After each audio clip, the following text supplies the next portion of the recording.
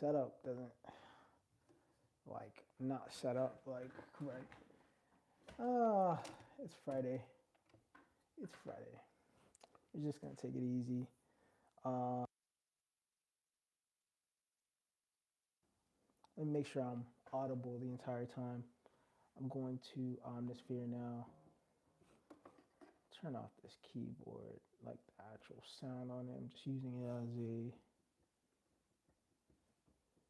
Okay, so for some reason I'm not getting sound. Why am I not getting sound?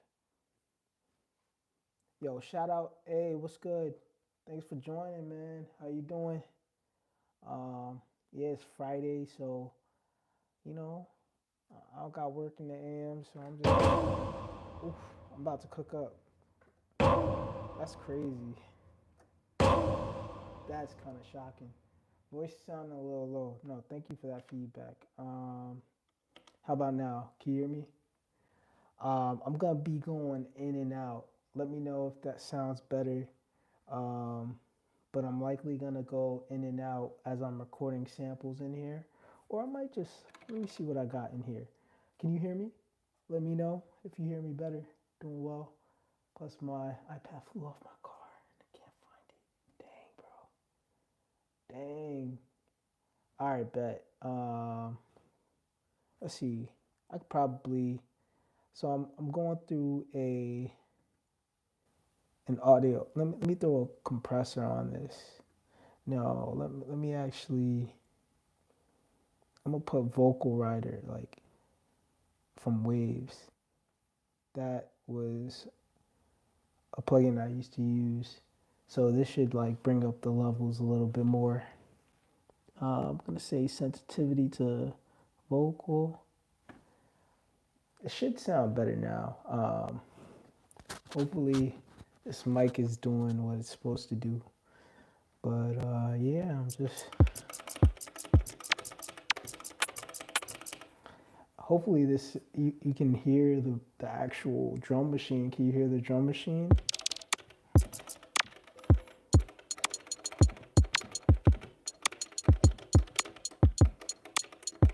It's probably a lot of click clanking. Yeah, it's less muffled. All right, so we're gonna get started. But I know this sounds mad clunky.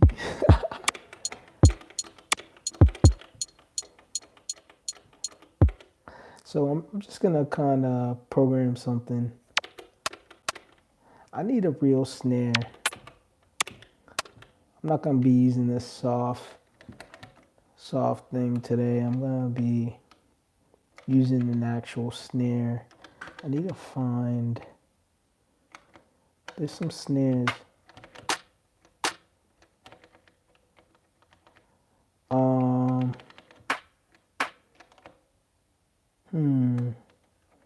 So right now, hey, what's good? Yo, thank y'all for joining. How y'all doing? Happy Friday. We're finally here. It's no longer the dreaded week. We are now at the weekend. Terrible. It's terrible that we only get like 2 days. Like this like sucks. Like we should all just like incite rebellion and just like not show up to work. Yeah, this is the Dig Attack 2 today. So right now I'm just going through some samples. I'm kind of looking for some basic like trap snares, nothing crazy, you know what I'm saying? Like honestly, I'm gonna go outside of trap. I'm gonna go somewhere else. I feel like I make a lot of trap beats. I make a lot of trap influenced beats and it gets kind of boring. I'm gonna go into some chops. Yeah, like the Dig Attack 2 is pretty dope. Just keep in mind, yeah, the manual chops. I was actually just about to mention that. Keep that in mind, like. But let me show you the strength of why I like the Dig Attack 2.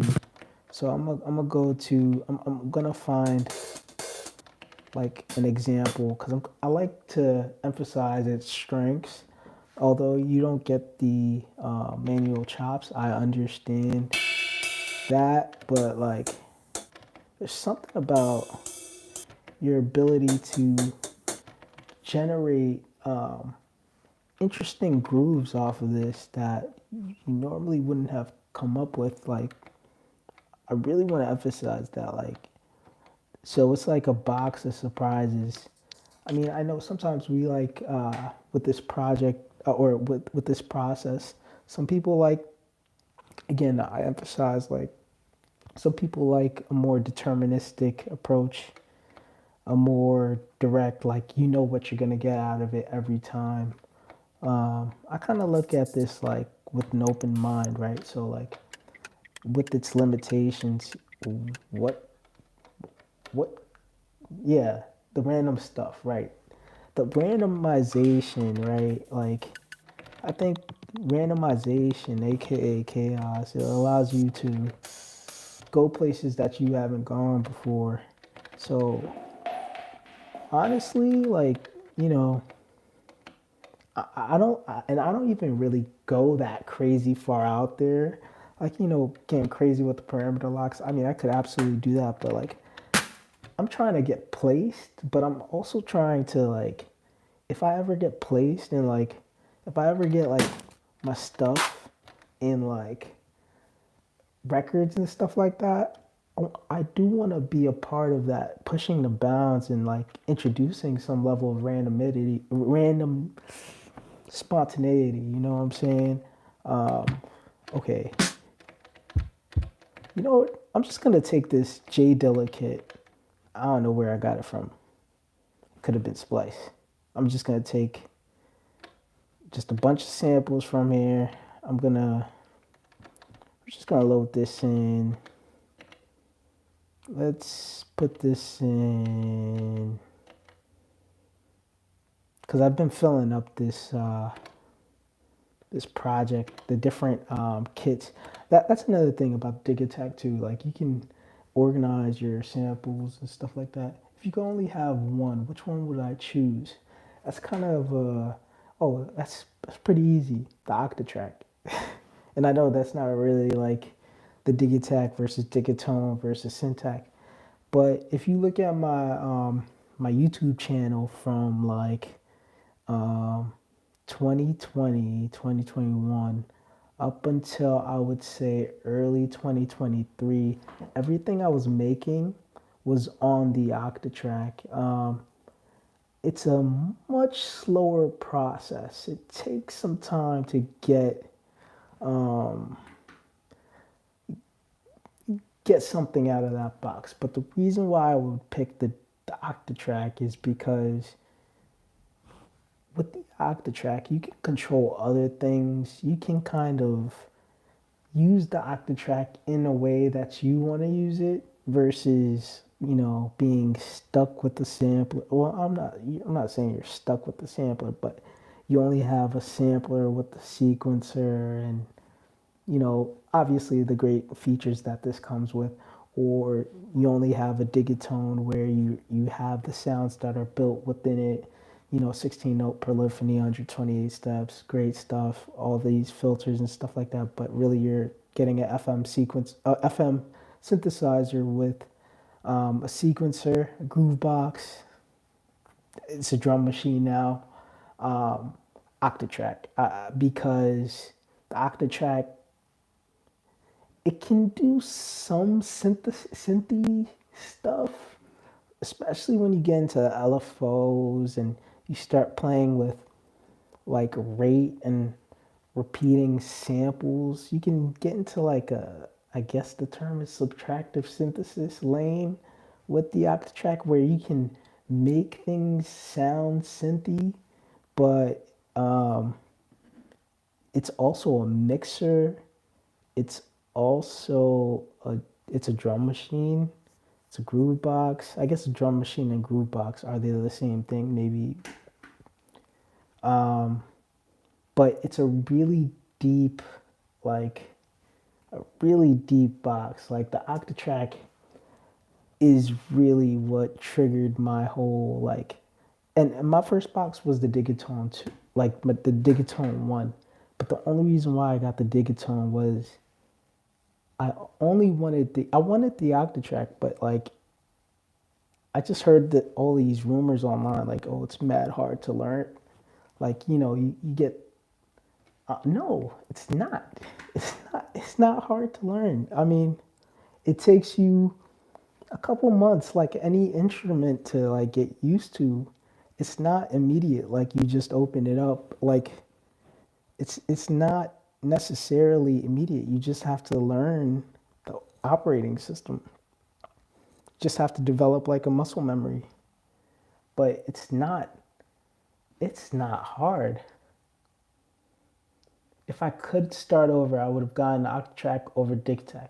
But here's the thing. I would say I actually started with the Digitone, then I got the Digitac, but I used what I learned with these boxes to get to that point to where the Octatrack sequencer, I mean, I just had to get used to the fact that, okay, you're stuck with 4 parts per bank. Okay, you're stuck with, you have what? Hold on 1 second. My audio's lagging, so give me 1 second.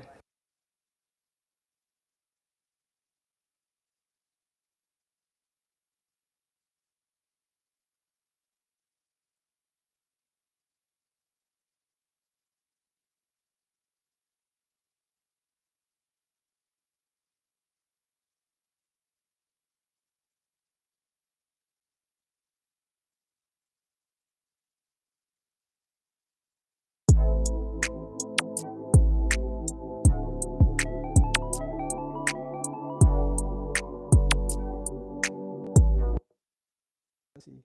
All right, I think you should be able to hear me. I just gotta switch up. Yo, I got a ghetto setup right now. Like, I'm gonna be honest. Like, I'm still figuring out this audio stuff. I'm using like a lapel mic, plugging directly into my MacBook, and I have this external mic set as input into Logic Pro.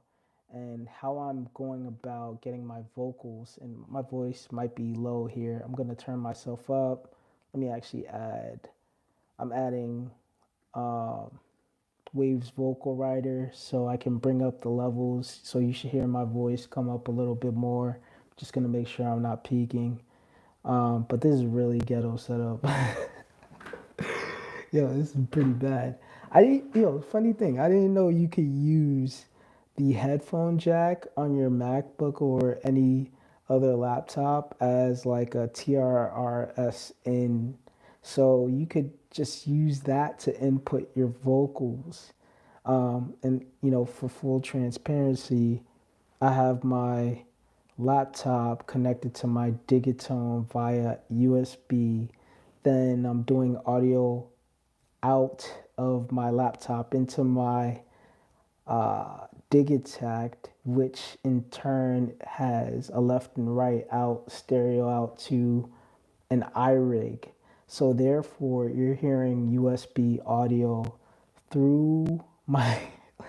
It's crazy, but like, hey, I think I figured out something, but it does this thing where after a few minutes, there's like a latency issue. So I'll start talking, and then after a while, like I'll be talking, and then I'll hear what I say, like what I said like a couple minutes ago. But going back to my discussion, sorry for the rant.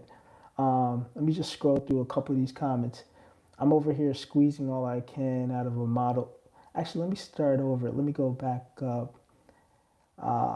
Is the Octatrack? No, so I answered that. If I could start over, yeah, I agree with the Octatrack, but like I kind of used the Digitac as a stepping stone to learn the Octatrack. Have you ever used the Machine Plus? No, I have not used the Machine Plus. Um, is it cool? I'm sure, from what I'm, and let me know if I'm wrong, but is Machine more so integrated with software?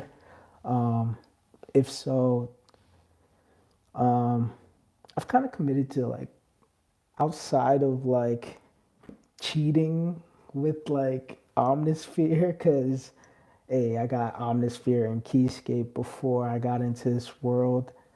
Like, outside of cheating with some of those cool sounds that you could get out, like, I'm really like, I really like working within the box or sampling from those synths and playing into these boxes. But I gotta check out Machine maybe one day. I just, you know, I'm committed to this workflow because I'm not really just trying to like pick up a bunch of new things. Like with each new Electron box, I know kind of at a high level what you're getting. You're getting that Electron sequencer. That's the main difference. Um, I mean, the main key element that makes it easy to go from one box to the other. Now I understand with the Octatrack, there are there's some depth to that machine, but it's not hard to learn. Um, Cathartic reunion states I'm over here squeezing all that I can out of the model cycles or model samples. It's not bad, but there is a real limitation to get around. Yeah, I haven't really, I haven't really bonded with that, with the model samples and model cycles. But yeah, that's it must be. I'm pretty sure you could get like a great result out of that box just due to the fact that it's still the Electron sequencer. But yeah, I understand that there may be limitations with that box. I do recommend like, hey, like when I got my first Digitech, I didn't purchase it with cash. Put that on payment plan. I'm not gonna lie. So like I got my first Digitech and I was like, hey, I'm gonna give this a shot. Like this was like after I first started working, so like this was like 7 years ago. So I was being irresponsible. Like yeah, not fiscally responsible, but yeah, I don't regret it.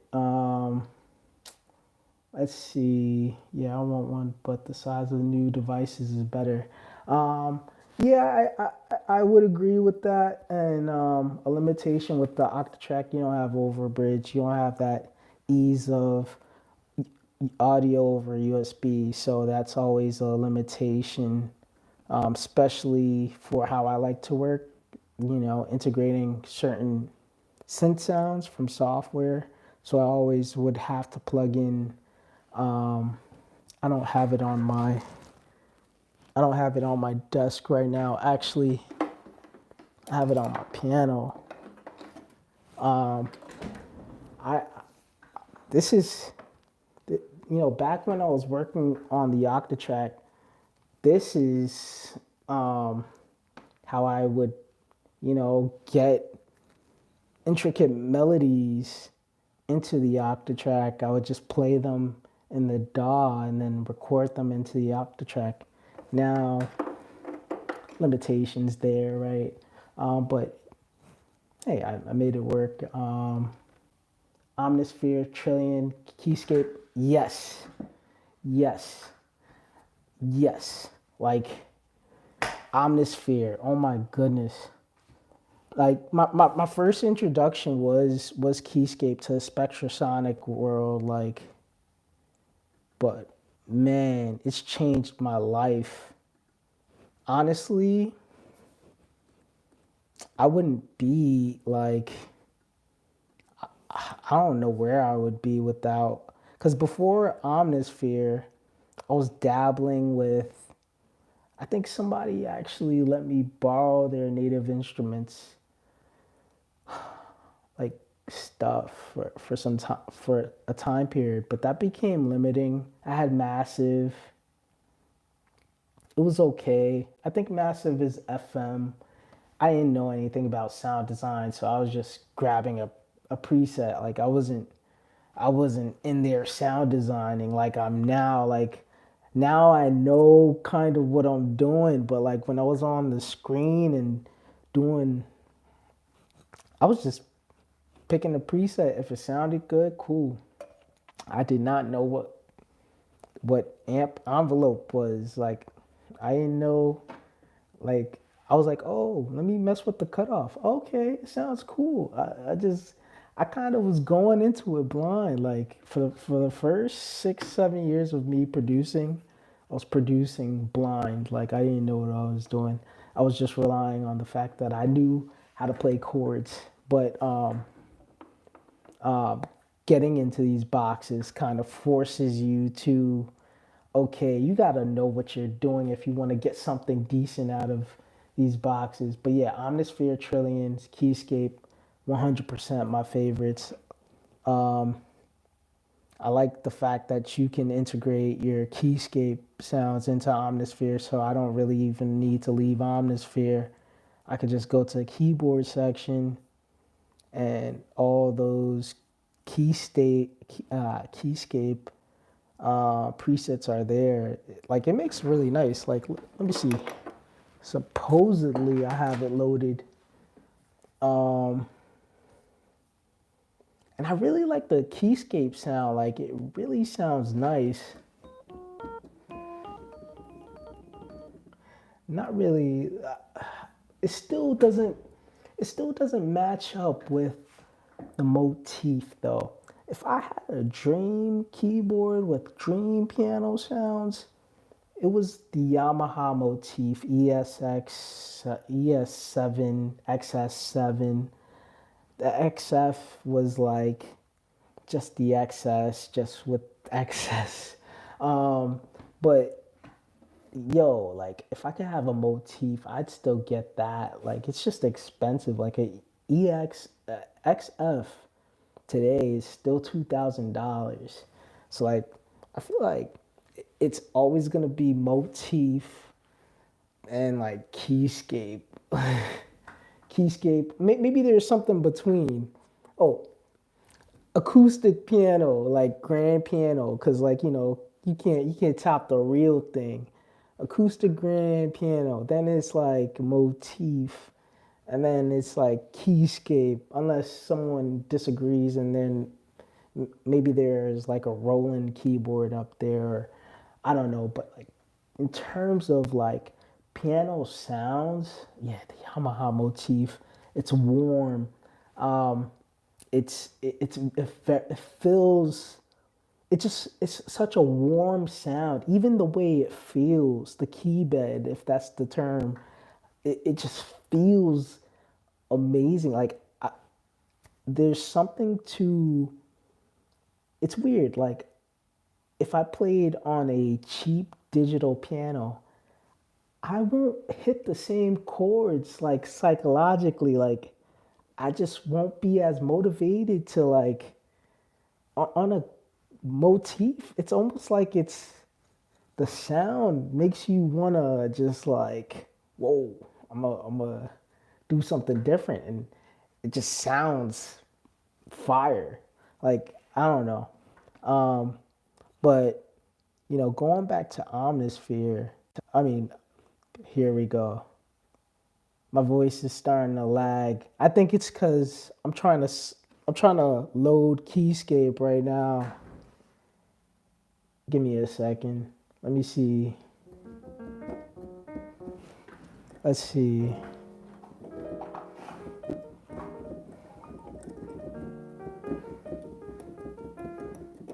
Like it's a nice sound. Like you really get a lot. Like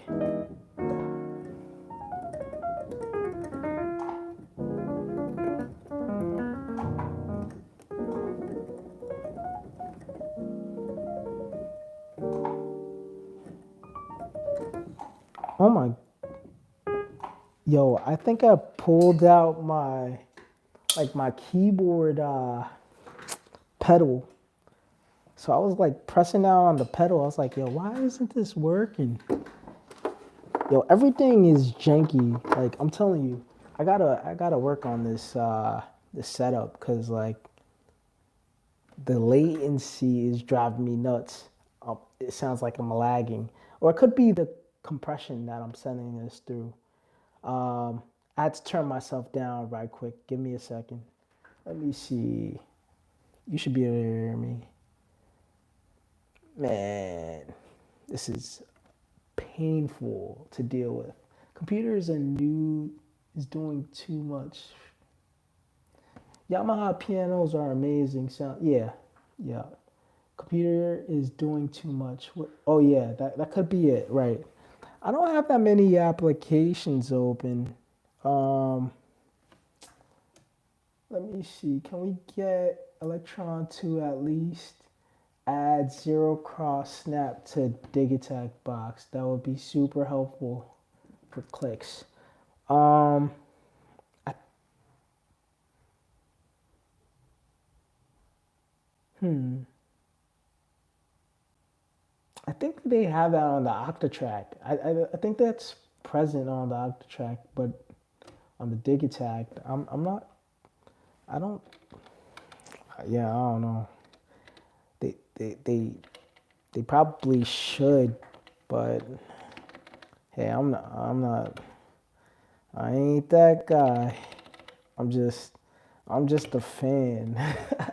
But that's a great suggestion. Like, hold on, guys. Let me. I'm gonna work on a beat as I quit Logic Pro because it's starting to lag again. Yeah. The software is doing too much, so I'm gonna start going through some samples, and y'all gonna.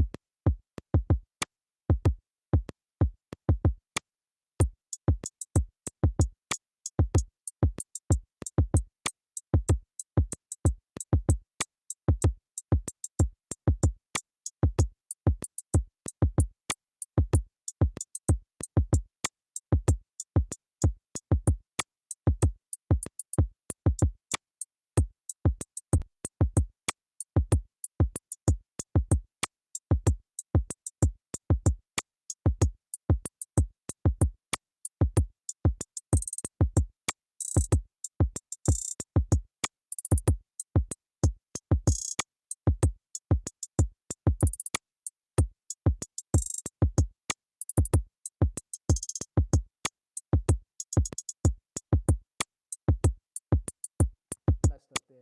All right, I'm back. I'm back. My bad, guys. I know that sucks. But hey, like computer is doing too much here. No, I know. But I gotta turn up the volume so you can actually hear my voice. Um, so now I got a little groove going on. So we're just gonna what direction I'm gonna go. Um, I want to load Keyscape and Atmosphere, but I know it's gonna cause me to lag a little bit. So I'm just gonna grab a sample. Just gonna be lazy to no, not lazy. I hate that word, but like let's find something. I definitely made something before.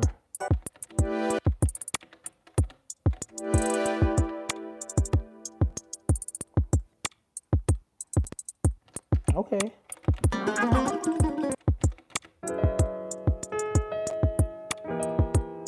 Ooh, made that the other day. I probably made that on live. I might use that again.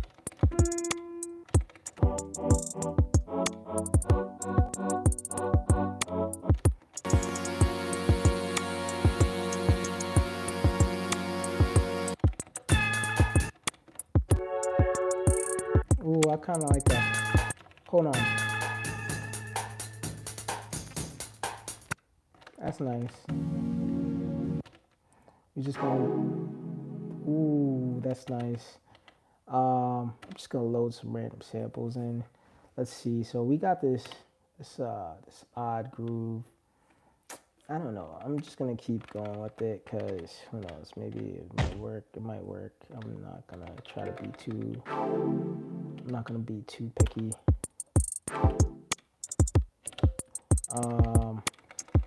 Because analysis paralysis is the enemy.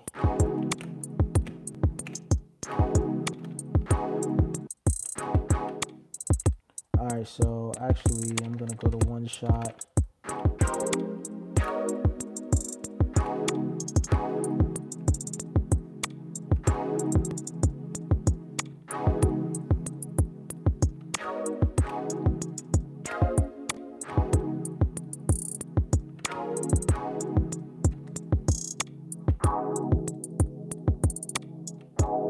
Yo, and just a reminder, like these drums are placeholders, so we might go a different direction.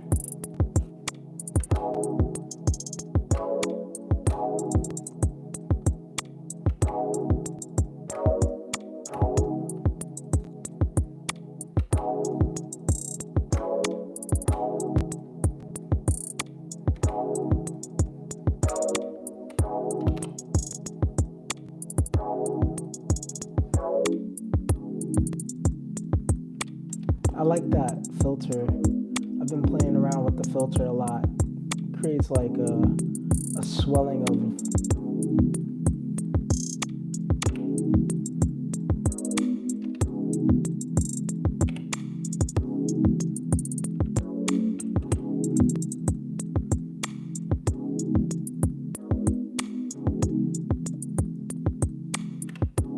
I kind of want to keep this, but let's see. Let's see. Remember.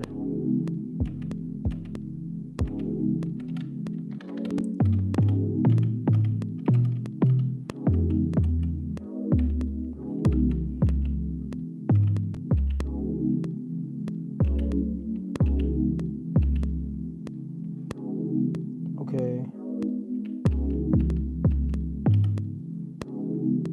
I want this to be. I'm gonna make the root note A flat, so that's B sharp, A flat. No, A flat is G sharp. My bad.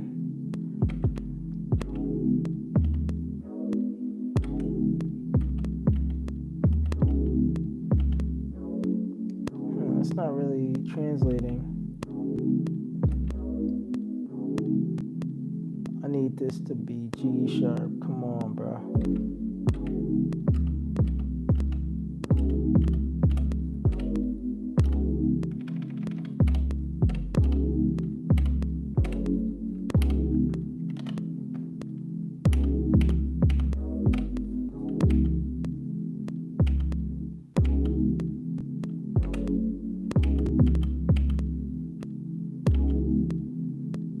I contradicted man. I definitely contradicted myself. I thought I was gonna go in this direction, but we might just go in this direction, man, because I'm not gonna try to force it.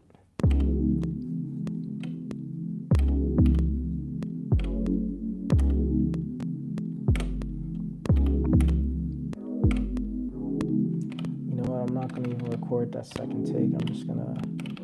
I'm gonna copy paste because I want that to be a loop.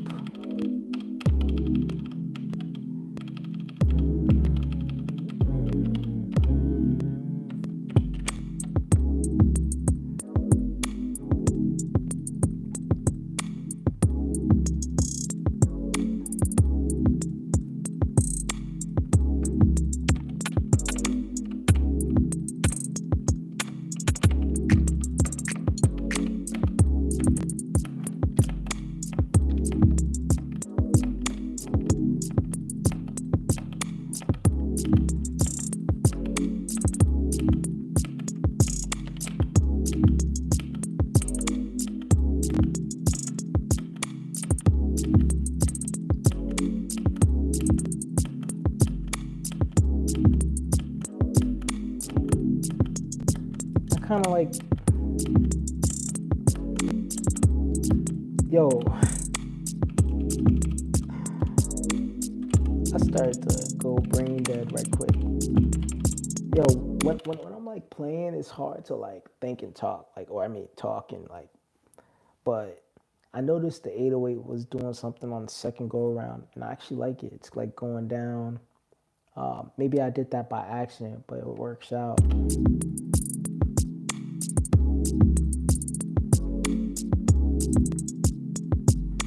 I messed up on that hi-hat somewhere.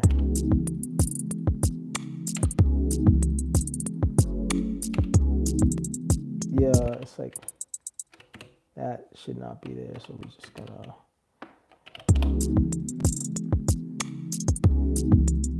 I should just use the page loop.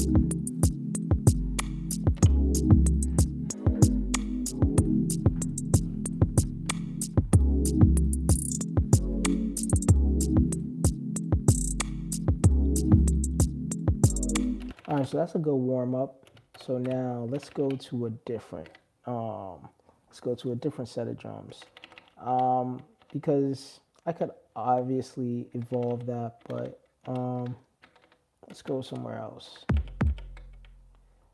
Now I'm gonna go to these JD drums. I'm gonna take that kick. What I'm gonna do just to speed up my process is I'm just gonna start all these sounds from the same kit, because that's the benefit of the Digitakt 2. You get to like segment your drums based off of like a kit or like a bank. It's like a bank kit or something. I don't even know the proper term, but it's like I like some of these sounds.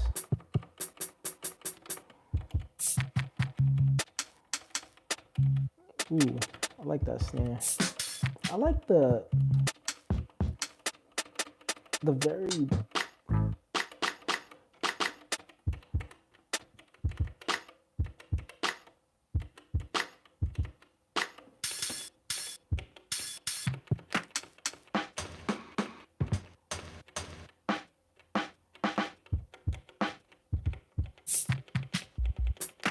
I'm just sound matching.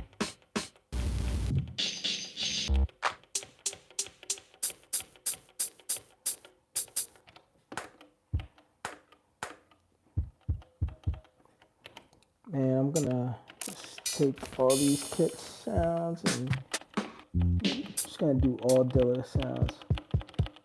I like that kick. I like that hi-hat.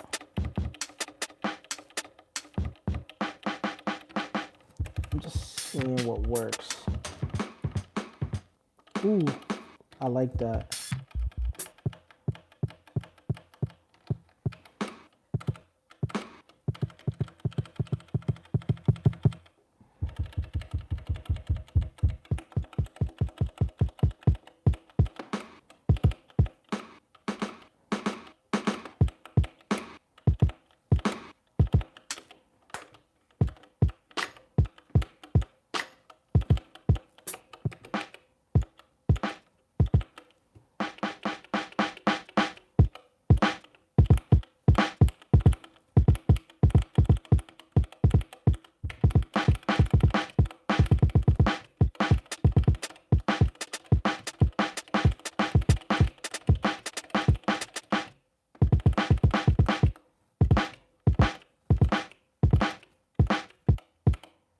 All right, let's see. I'm having too much fun. All right, let me go down to like 80 territory. Yeah, I'm gonna do something like that. I'm just gonna record one bar. What's your method to sample on Digitakt 2? Yeah, grid. So I use the grid mode, 100% the grid machine, especially if I have a loop. And I might actually show you how I do that once I lay down these drums. So I'm actually going to record these and quantize. Wait, dude, that's a little too slow. I want something a little faster that forces me to crank out that kind of, I want the metronome to,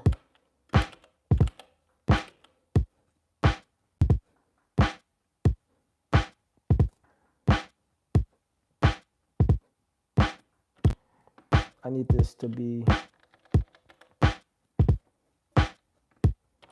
I need that kick to, the kick can be imperfect, but I need that snare to hit. I'm gonna show you how I be sampling.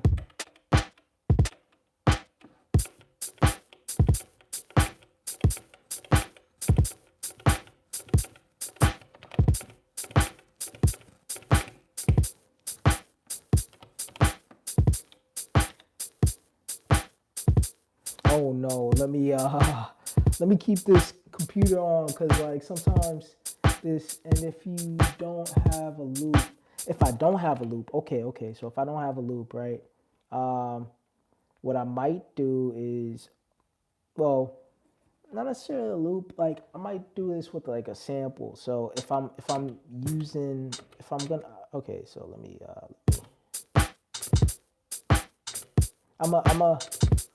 just finish. All right, that's nice. All right. So I'm gonna use this for an example. I'm gonna find an actual sample, and let's see if we can crank something out. Right?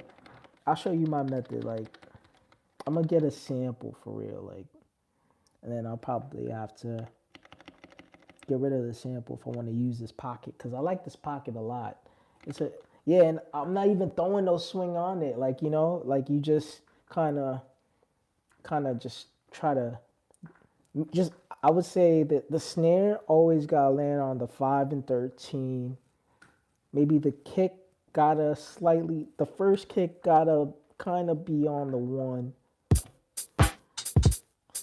But everything else is free game, you know what I'm saying? Just, it just gotta feel good, you know what I'm saying? So like you just, oh.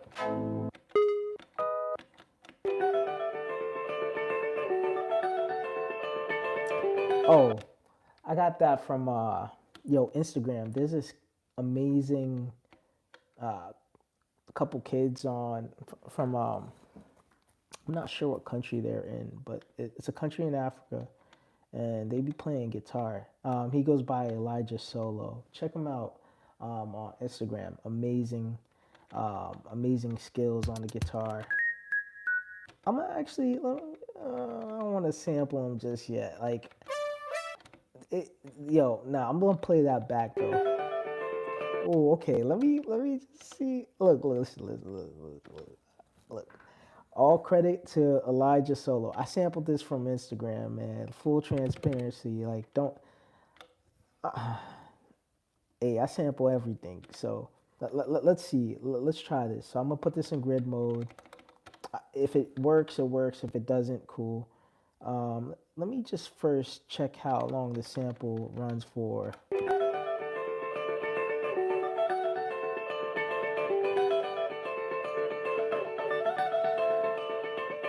Okay, that's a pretty nice swing, or a nice little.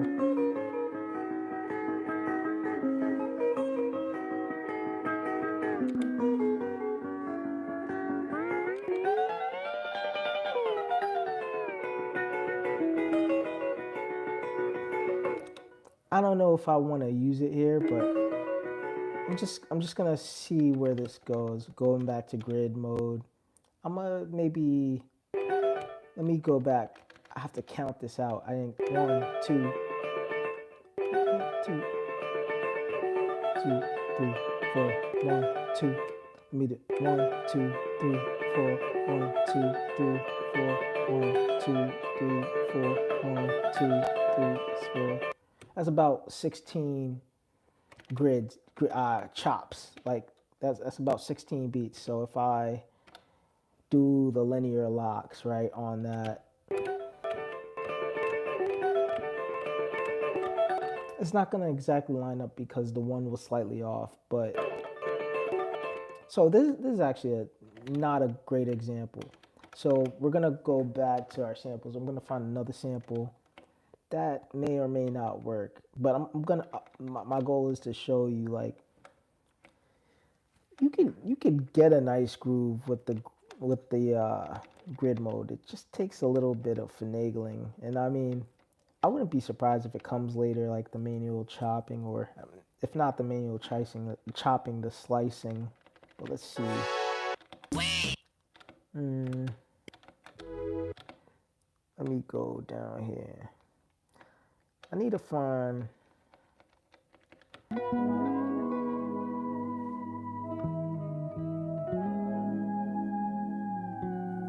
There's no real count to this one. Man, is that it? That was Roberta Flack. Um, I'm not gonna sample that. That's what Where did I get that from? Why is it only playing that? Did I only sample that part? Give me 1 second. Jamie Delgado. I've sampled this too many times. Let me.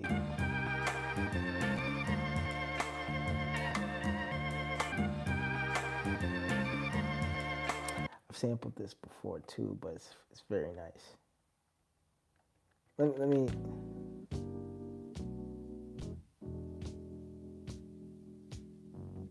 Okay, Intimate Friends. I only sampled that like once. Most of my life. Okay, yeah, let's do the Marvin Gaye joint. Like, this is the I Met a Little Girl. So we're going to try this one. We're going to try this one. Because I've always liked this sample. Maybe not this particular segment, but I've sampled I Met a Little Girl. That don't sound right. Look, it's the Marvin Gaye song. That's what he called it. I don't think he meant it like that. Like, let's chill. You know what I'm saying? I ain't say. Look, listen. That was a Marvin Gaye. Most of my life, I had been all alone. And you're so sweet to me. Don't think I'm ever wrong. Okay, I might get copyrighted, so let me just chill out, cause like I wasn't really thinking. I was like, yeah, I know, YouTube might. All right, let me chill out, cause I know they serious about that. I'm gonna divide this into 16 segments. Let's see what comes out. So, have the grid mode activated. Let me actually tune it down so I don't get into any more trouble if I get into it. All right, so now what I would do is I would normally just kind of fiddle around with the beat playing in the background, but let's just out of experimentation, let's see what the grid mode can just randomly do. Let's just put this to random. Let's just see what it does by itself, not us necessarily plugging in the random grid slices or whatnot.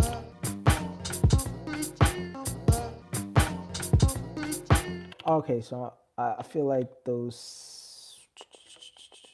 maybe 16 is too, those are too thin of slices, so I'm gonna do 8.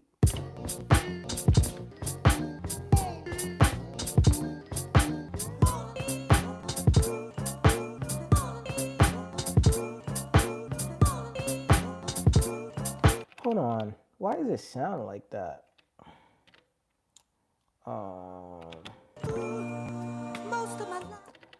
It's like it's maybe if I turn up the trig length.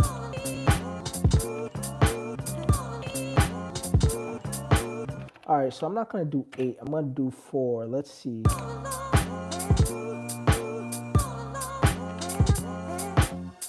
I'm gonna just do random trigs until it works.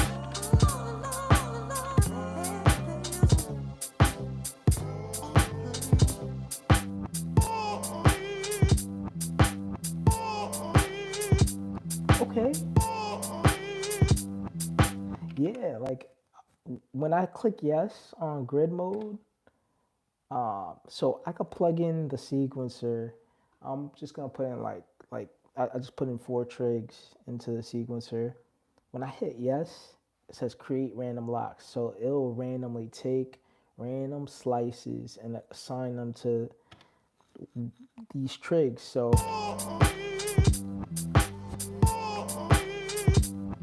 and I could do that again.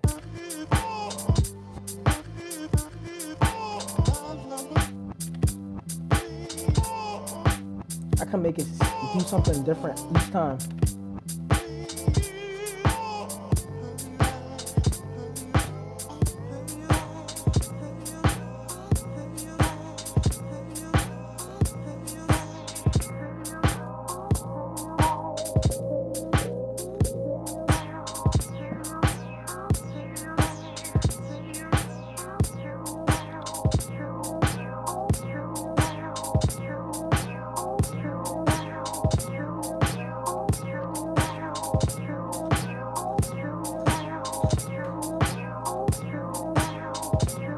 But I wouldn't normally do that. I mean, let's go to the extreme. Let's fill up everything just to see what happens if I fill up everything.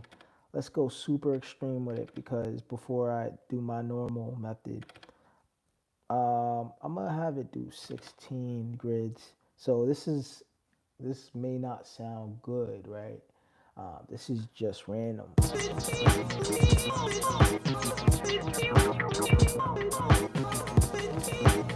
So, I mean, obviously 16 is a lot because you're just going through mad samples. Let's randomly trigger. Let's randomly mess with it and let's see it again. It's not gonna work. Let's see if we reverse it. Or what if we start just taking away trigs? Like that's another thing, right? You could use it as a backbone and like.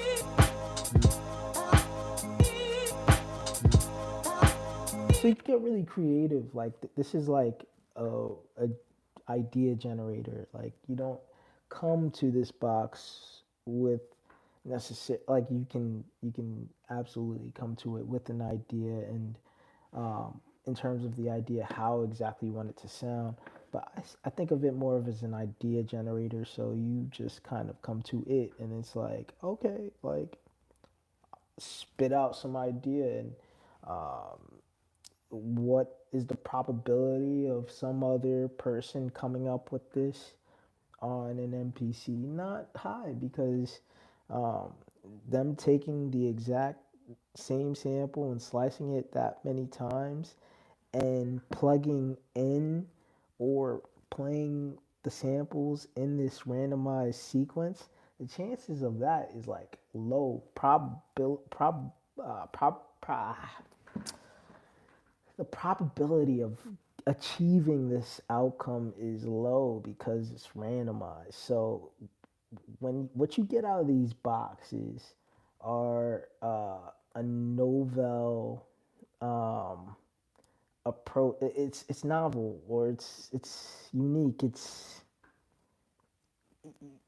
you just the likelihood of someone stumbling upon making this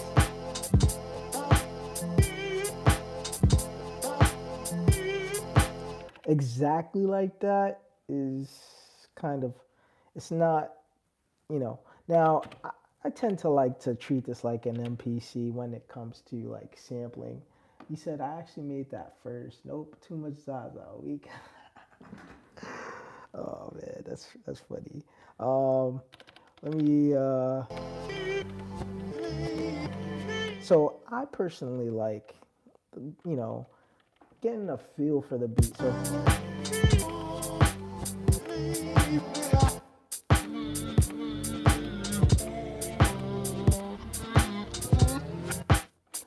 I'm actually tired of the sample. So maybe because I've sampled it so many times that I'm really I don't want to listen to Marvin Gaye ever again. Like I turned him on the other day and it's like I've listened to him so much, I don't want to hear him. I get sick. I gotta find a different sample because it's like bothering me. Like I love Marvin Gaye. Like, yo, he's great. It's just, um, here's the thing. I was actually thinking about this week. It's funny. Um, I turned on Marvin Gaye. Actually, my favorite record by Marvin Gaye. Um, that this is from "Hear My Dear." This song I met a. This song was from "Hear My Dear." I personally, my favorite record from Marvin Gaye is "I Want You." If you don't know "I Want You," but you're aware of Kendrick Lamar on the Heart Part Five, I think, did like an interpolation where he kind of rapped on the "I Want You." Okay, so that's "I Want You," but I like the album "I Want You." But going back and listening to that record this week, I was like, I don't really like how it's arranged. He has like great moments, but it's like, yo, why did he do that? Like, why did he go from like, or what? I Want You was arranged perfectly. Um,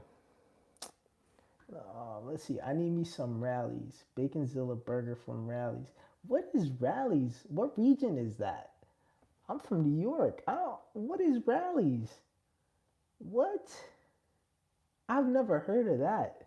Yo, if anybody knows what Rallies is or what this dude is talking about, I've never heard. I have never heard. Oh, Checkers in the East Coast.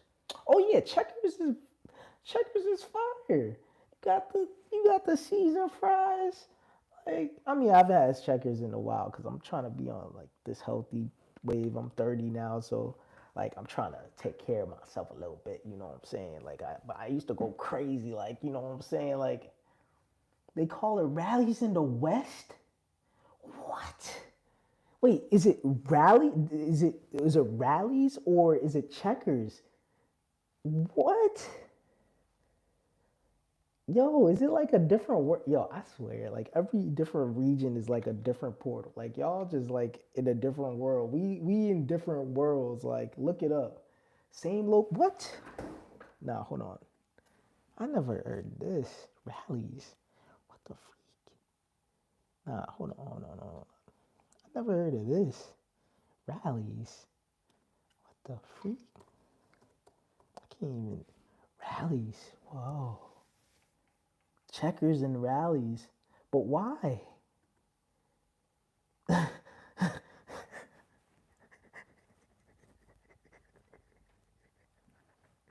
Yo, how long has this been? Like, has this always just been like, yo,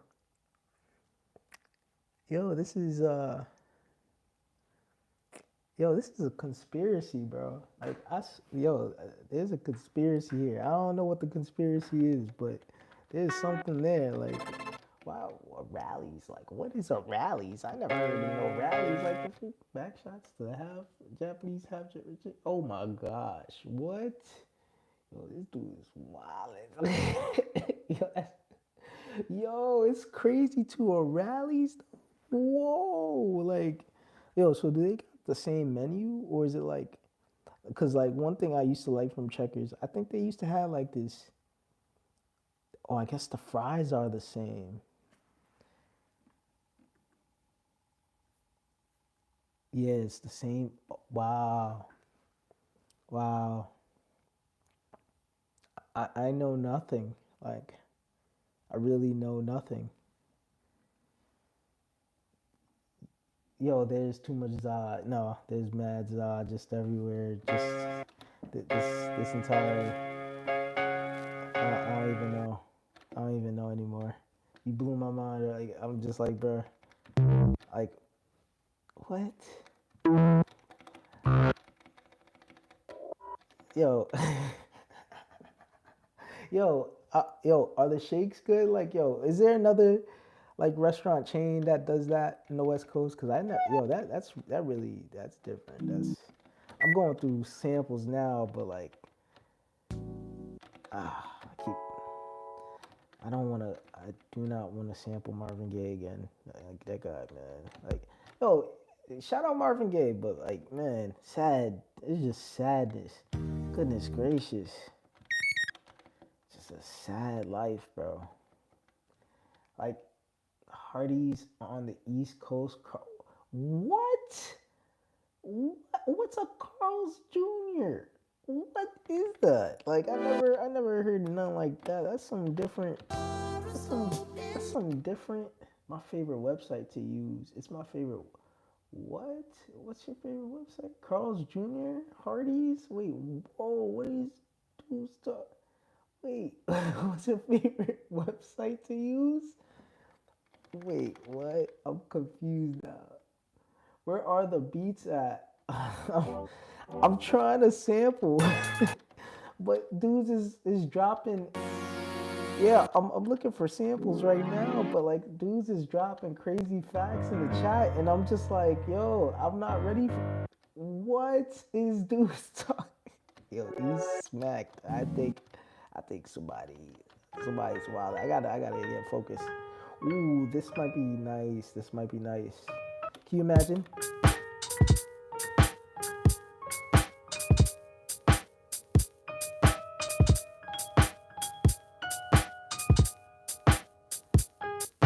Mm.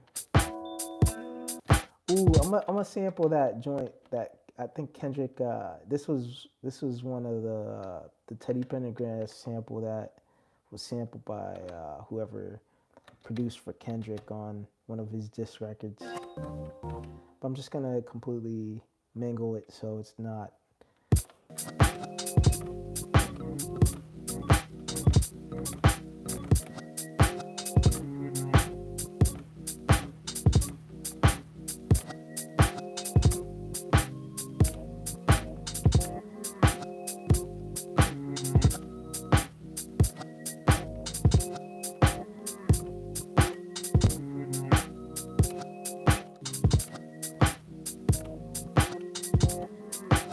Got tunes with some sounds you are using right now. Yeah, these are like J Dilla kits. I just loaded them in. I might mangle them a little bit more, but that actually came out pretty nice.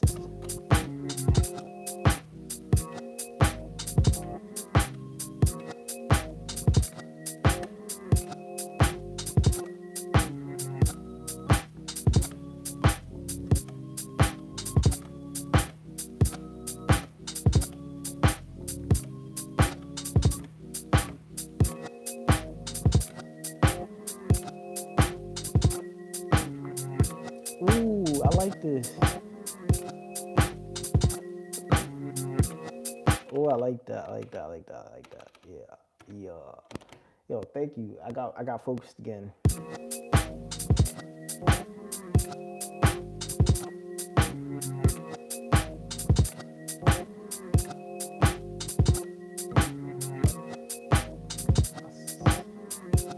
Wait, what? It's real nice. If it's real nice.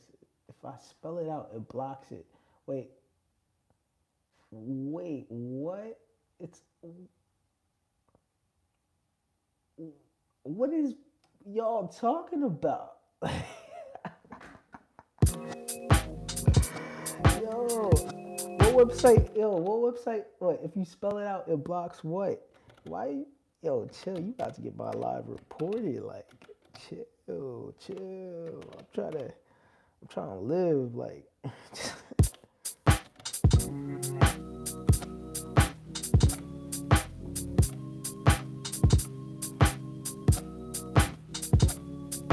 what I did was just copy over the pattern to another pattern so I could do this B part. Oh, what was that? Yo, you heard that? Oh my goodness, what was that? Hold on. Yeah, why they did that stutter joint? I don't know why I did that stutter joint.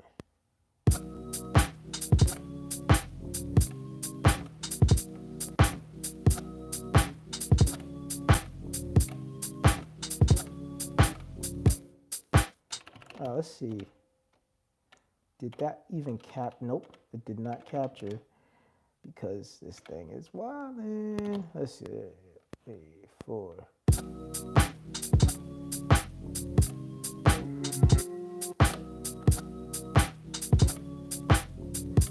I gotta find a better way to end that progression.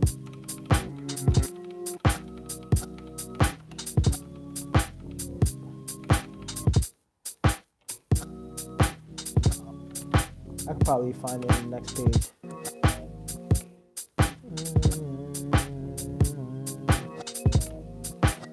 Yeah, that's what we're gonna end it with.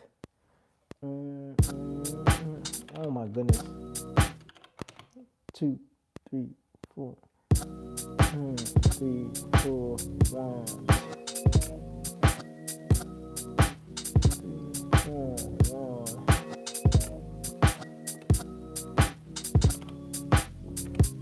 Yeah, I like this right here. So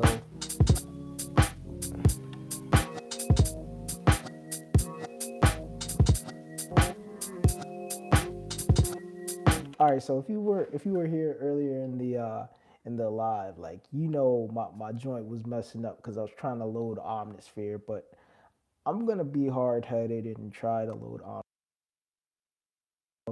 My audio just went out, but I'm gonna still try to load Omnisphere because I love adding keys to stuff. The only thing is this is a little weird because the sample I actually detuned it or tuned it down to negative 5.73 pitch. So negative 5.73. Really, I'm just trying to get to a whole number to do a calculation. So if I'm like calculating negative 5.73, anything I need to detune, right? Negative 7. Really, dang, this is gonna be tough because if I'm at with this sample, I gotta first check what key I'm in, and then I might need to detune further. Let's see. Okay, so it's not working right now. So let's see. Let me get a piano sound because I hate this init sound, bruh. Like I hate the saw. Like is that a saw? I think it's a saw. Like I hate certain initial sounds. Like what groove box am I listening? What? Wildin'. But this is a Digitat 2. Yeah, facts. Um, let's see if I could figure out what key this is. Oh, here we go. Starting to hear the lag because Keyscape is being I'm not even gonna say nothing. It's just causing latency. Like so I'm hearing a lag. But let's see. Let's see.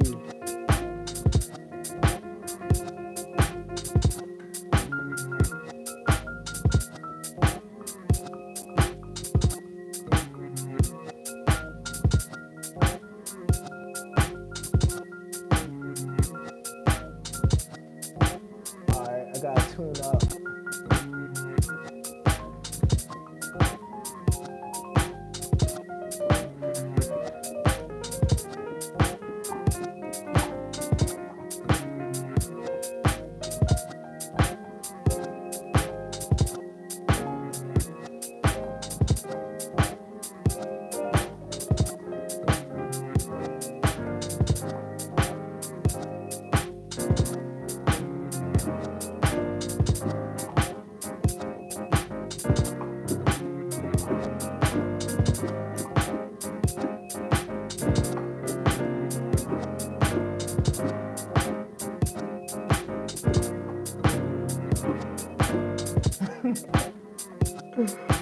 Oh man.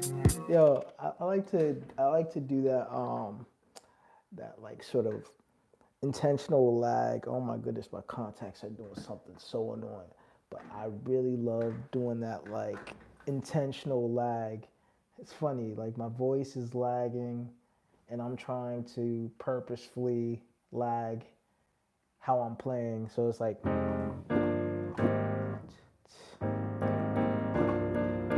I'm I'm struggling right now.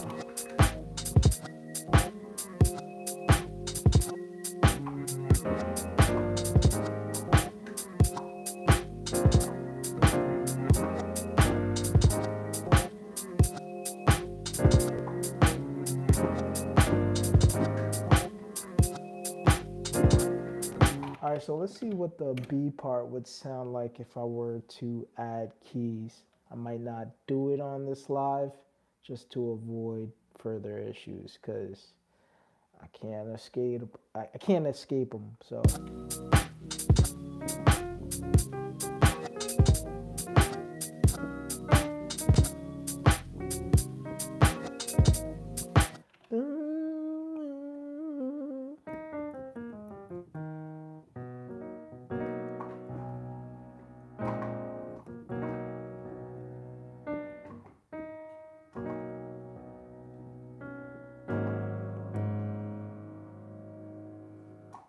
it's something like that.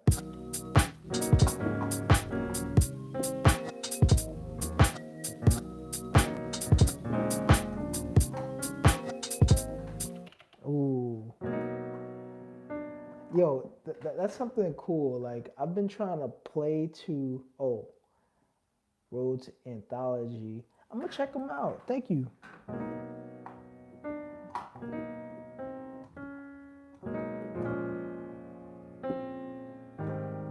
Oh, what's cool is I'm playing to a chopped up sample, so you can technically add chord progressions to anything.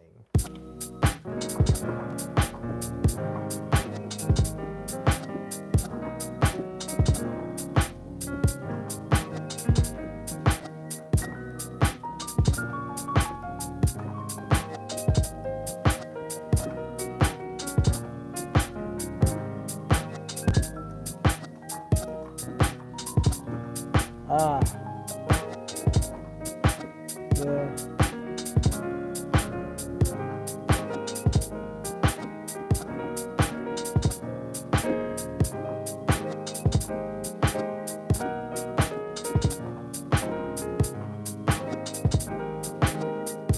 Ooh, that's nice. Yo, I like that. That's like, but yeah, Rhodes. Let's see. Let's try a Rhodes. Give me a second.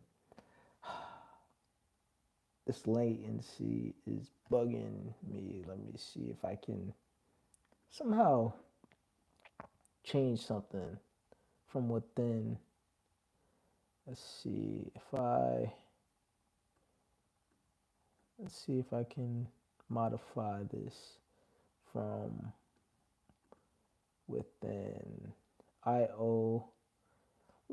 I'm gonna see if I could modify this latency issue right quick.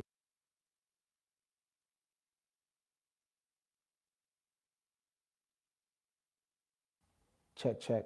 Okay. Oh, okay. So I could just adjust the input output buffer size. I probably lose. You know what? I'm not going to even talk about. I don't have that knowledge. I don't have that knowledge to really speak on that. I just know I adjusted the buffer size. But speaking of Rhodes, let me try Rhodes because I think that's a great input. So I'm using Keyscape right now within Omnisphere. Actually, so Rhodes is nice, but I like the Wurlitzer. Wurlitzers have a nice tone, but also I love the Rhodes Classic Mellow 1972 preset. You get a nice vibe from that. Let me see if I could. I'm gonna chain these two patterns and we're just gonna play through it. Let's see if I can remember what the other chord progression was.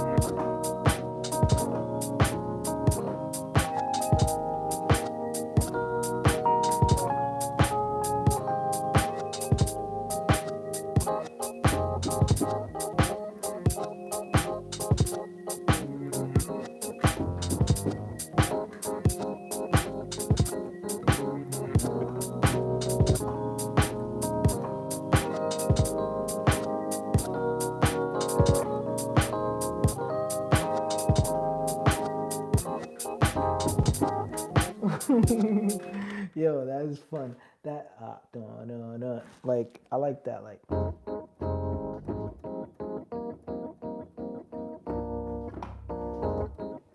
let's do that again. Let's just let that play out because it's actually that's a nice groove right there. I'm gonna keep that going.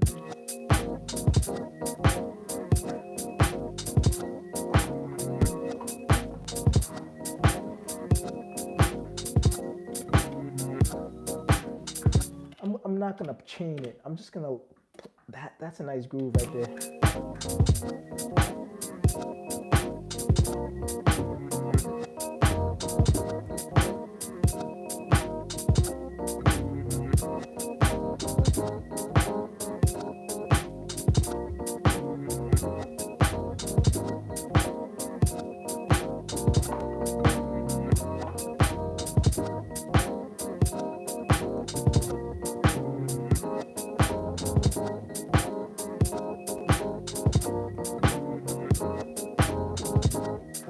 I'm actually, I like this. Yo, that was a good idea with the Rhodes. Thank you for that.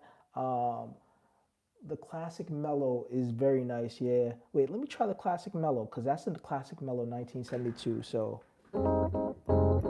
it's a little warmer. Yeah, yeah. Good call. Because it's 1972 is nice, but the classic mellow is.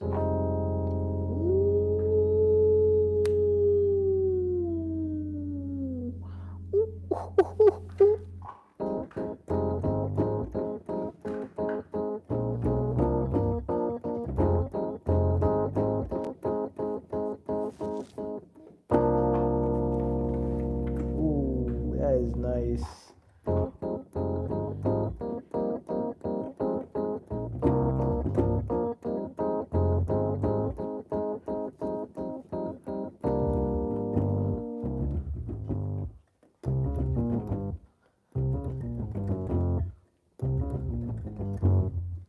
No.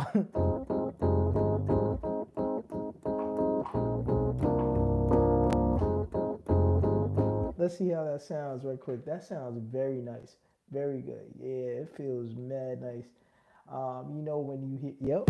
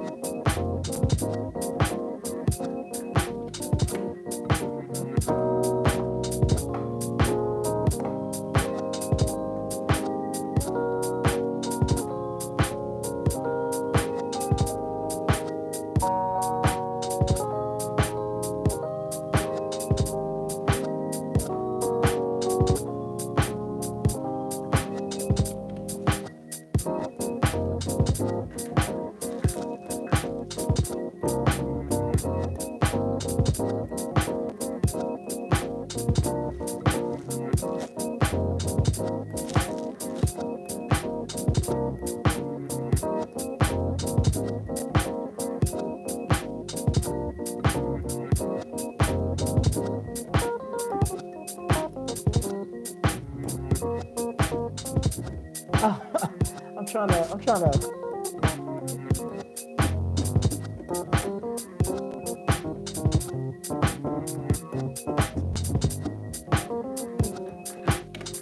All right.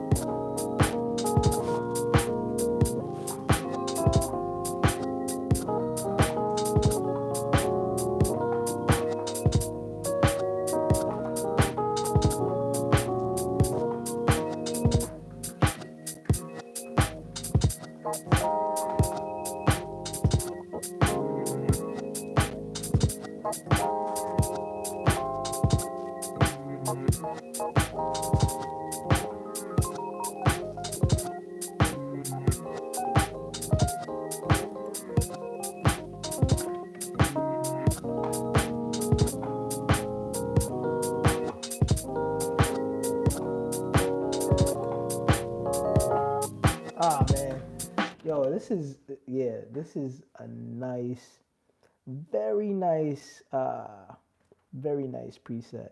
Let's try. Each sound kind of gives you a different vibe. I'm gonna try the classic amp lush now. Let's see. So this one is this it obviously has a chorus. It's coming out of an amp. Let's see how this one sounds.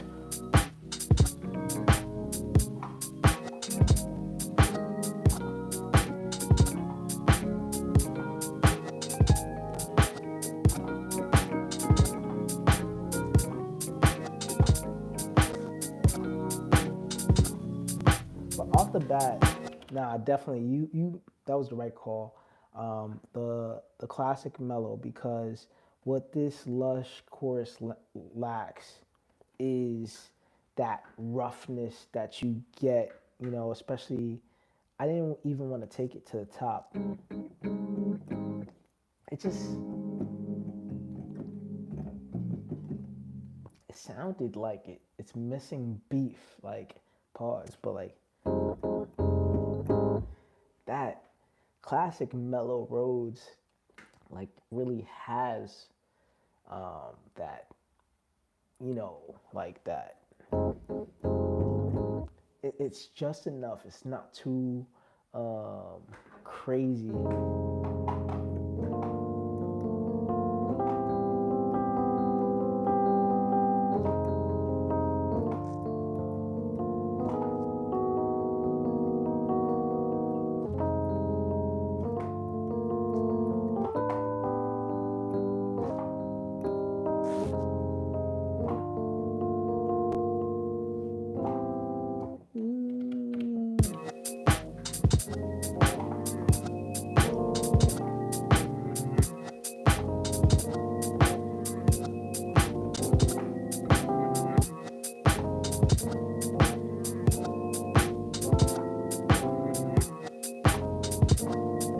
Yo, what if the chords like, what if you like, so I was just playing around when I was doing that.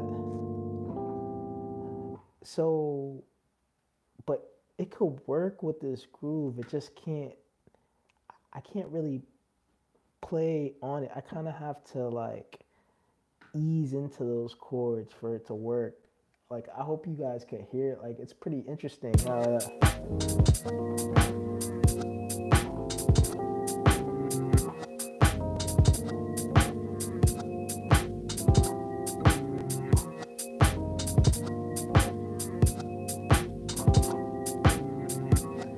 I think the other thing, let's see.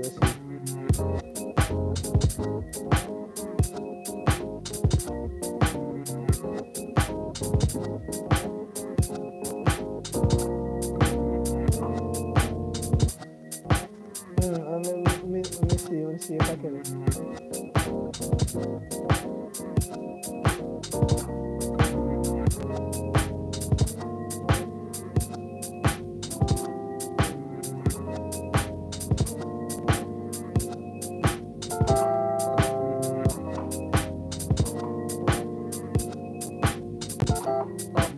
Oh. So I learned that move like earlier this week. Earlier this week, I learned this from listening to this guy named Devin Morrison, because he does this thing in the key of B flat, like where he ended a chord progression where it was like.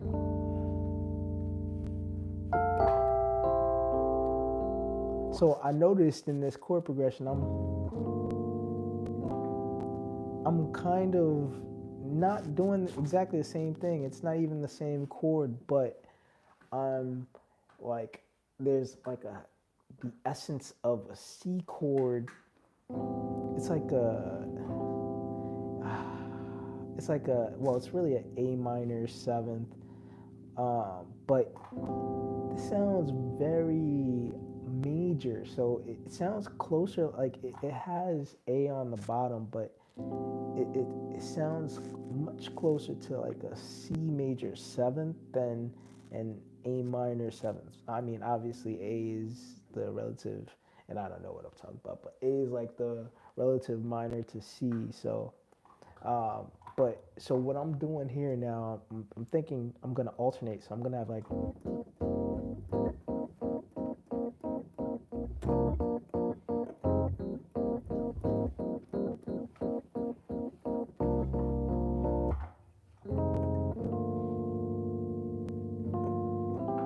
and I'm gonna show you what I learned this week. It's like that. I learned that like if you going to just just know that whatever chord you're about to hit next, you can kind of embellish it with its fourth. So, and let me, I, I don't even know how to explain it. It just makes sense. Like,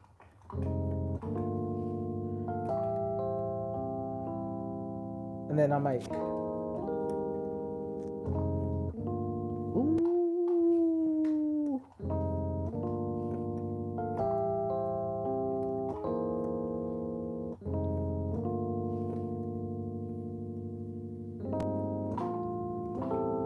oh, I'm messing up. But then that next part is pretty interesting how I'm walking here because the next part is,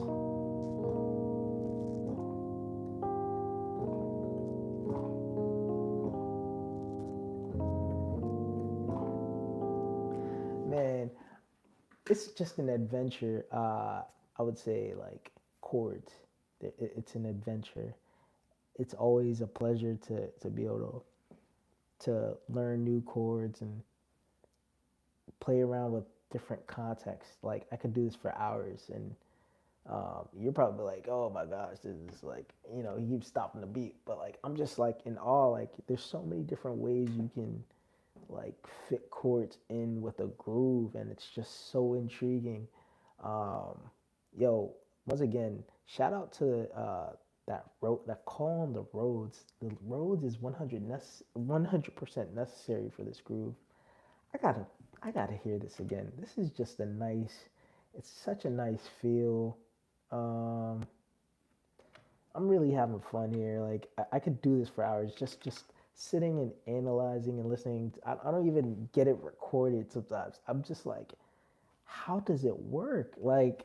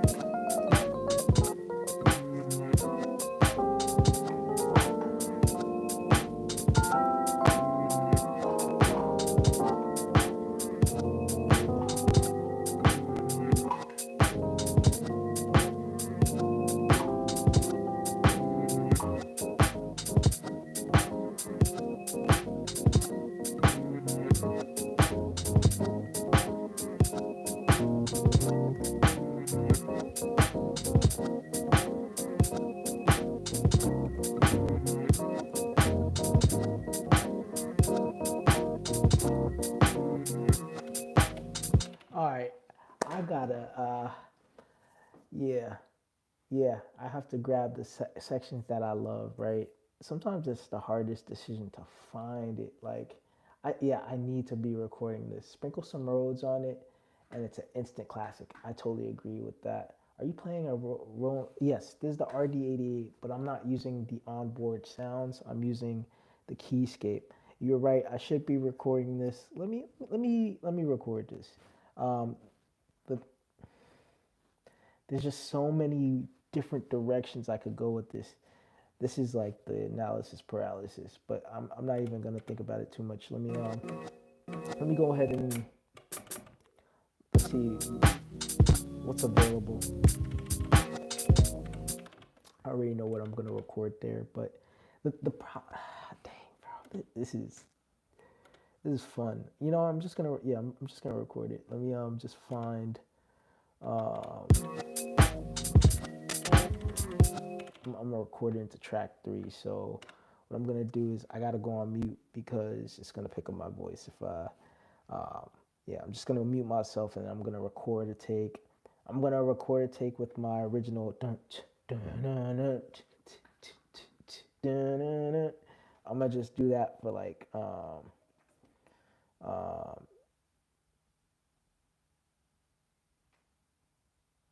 64 steps. I'm gonna do that. So I'm gonna go on mute right quick. I'm just gonna record that first part, and then I'm gonna record another A part. I'm gonna have like 3 separate parts. That dun dun dun dun, and the other part where I'm like riding into. Well, you got solos, bridges, chorus, hooks, and endless possibilities to get together. Yeah, it's quite a bit. But I think I could. This is very feasible. So I'm gonna do this right quick. I'm just gonna go on mute right quick and record this in because I got this. I got this live, so I can always reference it later. But I'm gonna try to record it now. So let's see if this works out. I'm gonna go on mute though.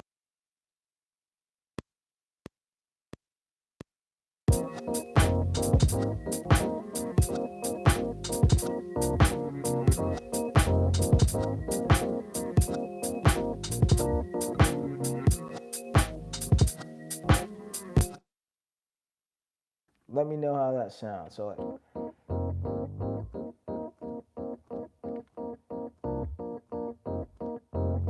yeah, that works. Like, hey, I probably need an actual basis. I'm gonna definitely gonna jam to this afterwards too. Like kind of remix a video. So if I post this, I'm gonna remix a video to me actually freestyling on it. But let me get this recorded in. So that was a Rhodes. My contacts are acting up, so you know. Let's see, Rhodes. Let's go. What's today's date? 1. Ooh, today's 1/1/1 2 2 0 2 5. All right, we're gonna copy that name. All right, so I got that sample. I'm just gonna put that in track 3. Let's go here. All right, so cool. So we got that already. And we gonna extend this.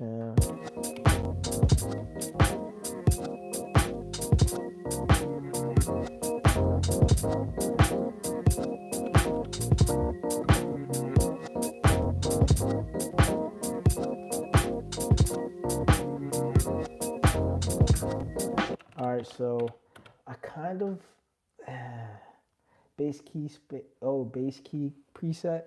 Yeah. Let's first off, I'm gonna come back to that. Great suggestion. Let me just go here. I want to clear because I just copy pasted that same sequence. Because remember, there's like one more version of that A part that I like where I'm like kind of easing up. I'm still kind of figuring how I want to approach that. So I'm gonna do that first before I change the preset because I only want one instance of Omnisphere/Keyscape up because I think if I have 2 instances, it's gonna throw off my entire system. You know how it is.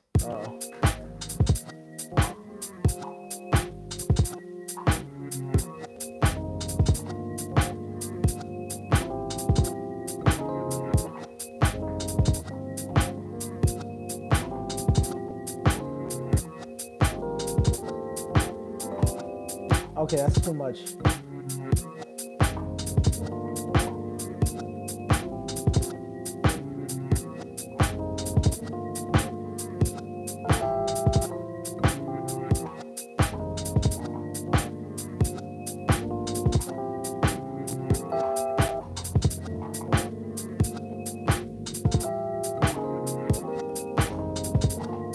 Okay, yeah. So I'm gonna do something like that. That gotta be a little slick. I gotta be very slick with that. So I'm gonna mute myself and like let's get that one recorded. I like that.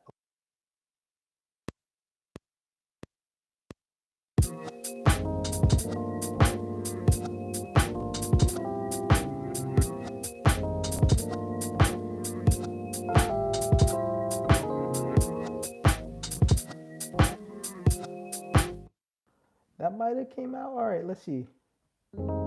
Remember, there's like a delay. 1, 2, 3, 4. 1, 2, 3, 4. 1, 2, 3,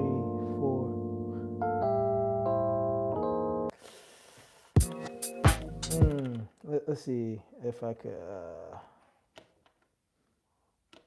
Ooh, that's not.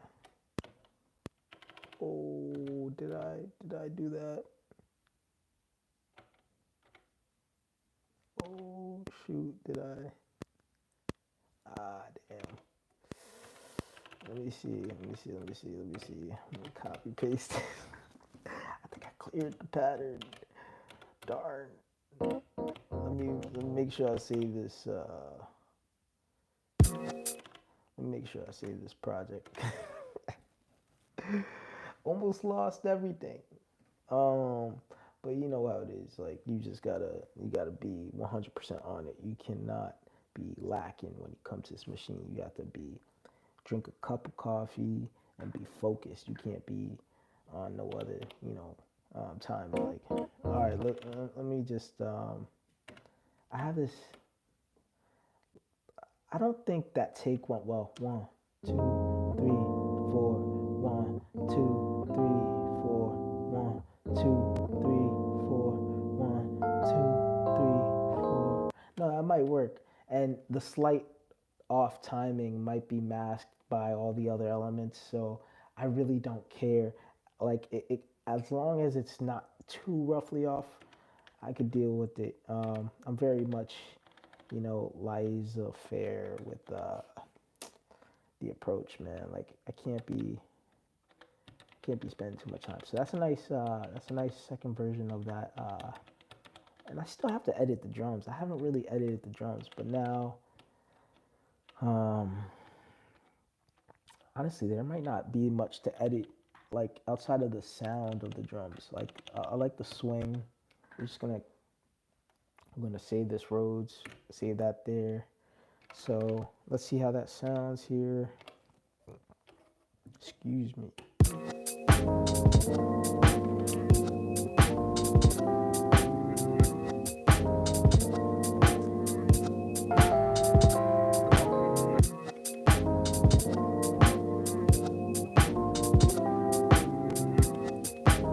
Ooh, so I want to take some of that low end out.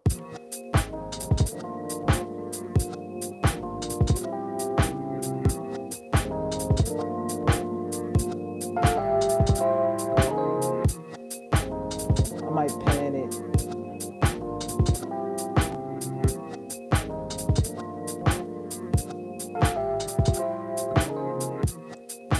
I want it to sound like,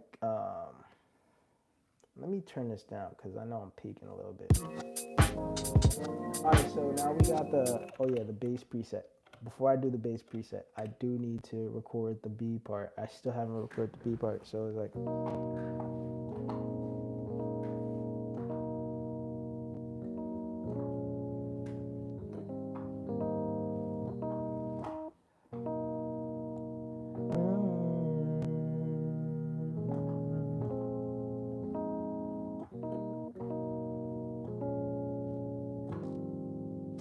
I might just keep it simple, because and I'll leave all the coloring for when I freestyle to it. I'm just gonna keep it simple, stupid here, like because yeah.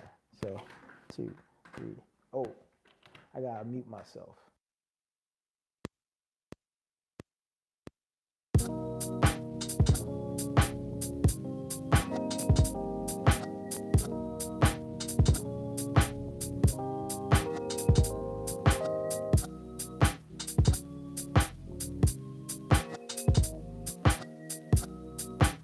it came out flawless.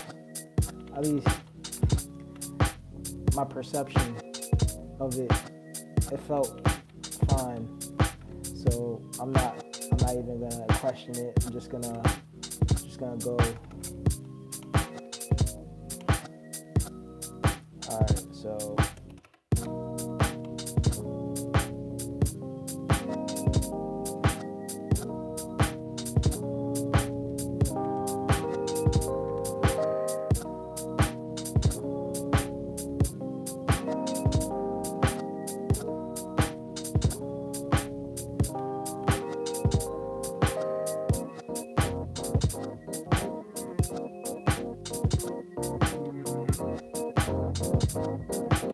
The funny thing about this first part is like, ooh, what is that? Is that a good reaction? I don't know. But like the thing about this first part, I'm not gonna take away the lows on this Rhodes, right? Because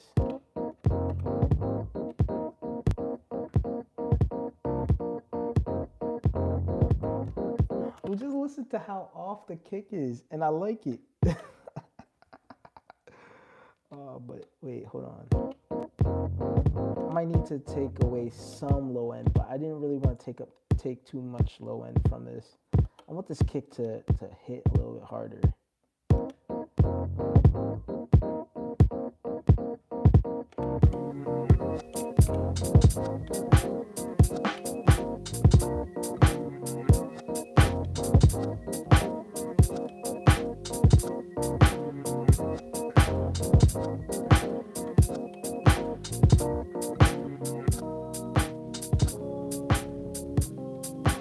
Hold on, I gotta make sure the mixing on this effects page for these drums is the same, because it can't. At least for the snare, but definitely for the kick and the snare.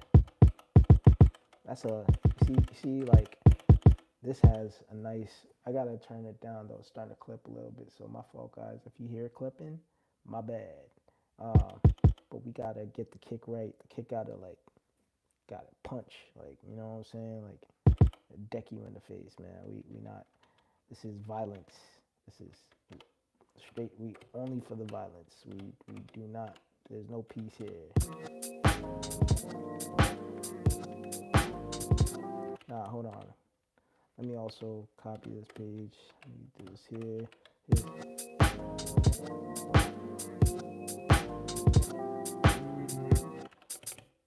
This hi-hat. Oh yeah, my bad. Let me check out this. That sounded good. I appreciate it, man. So we're gonna try the bass key. All right. So you set the Rode bass key. Let's try the bass key. Let's see what this sounds like.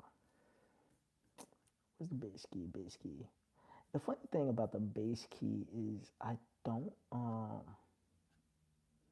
You talking about the Rhodes piano bass? Right.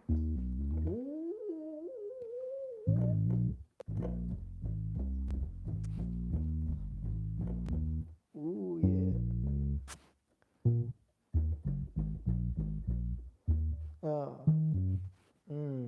Let's see.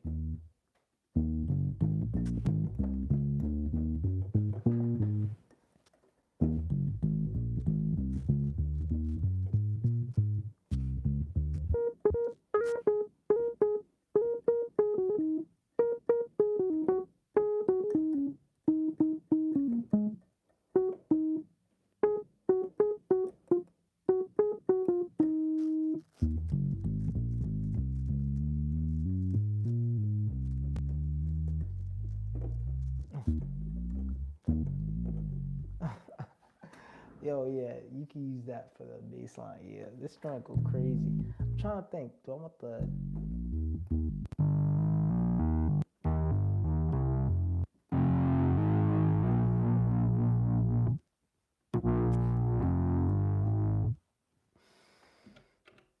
Yes, sir.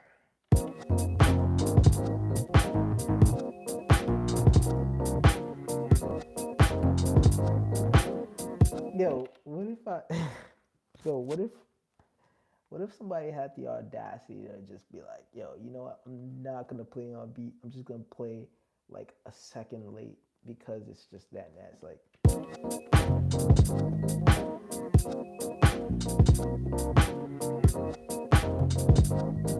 ooh, that is just nasty. Like, I wanted to just be so like.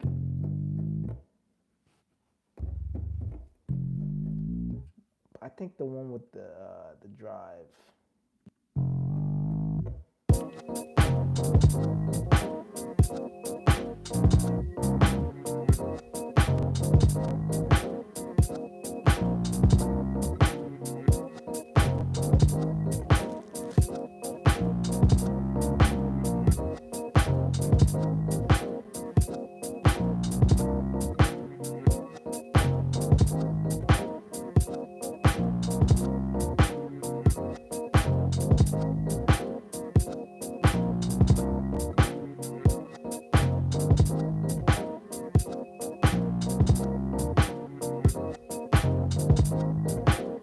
Oh my goodness. Good Lord, Jesus, Jesus, my God. Like, what the freak, bro? Like, yo, thank you. Thank you. Wow. This was a great suggestion. Oh my God. This sounds, goodness gracious. All right, let's get this recorded. Gosh. Let me see.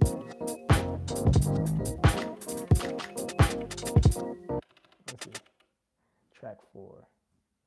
Oh my gosh. All right, let me mute myself.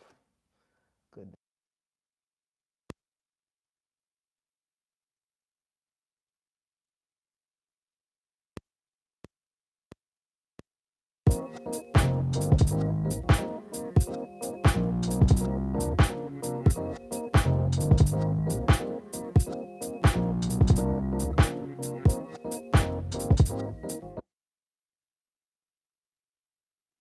Yo, and the thing about that, like, I'm really not doing too much. It's like,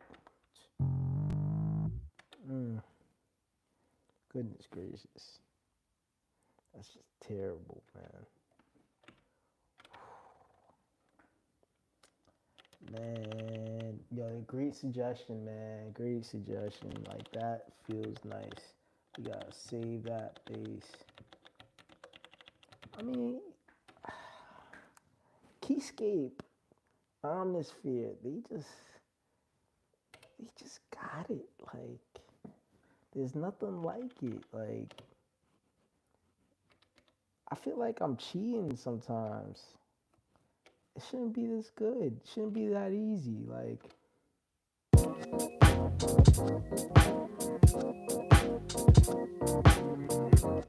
hold on. Uh-oh. Hold on, B.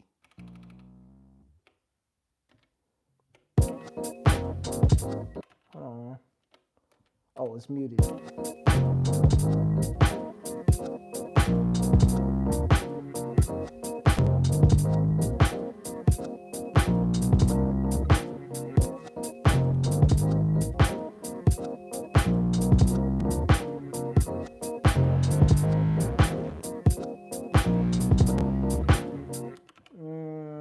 Goodness gracious. All right, so let's go to the other A part. So now listening to this in retrospect, I want to introduce some more low end to that keyboard and also turn it up.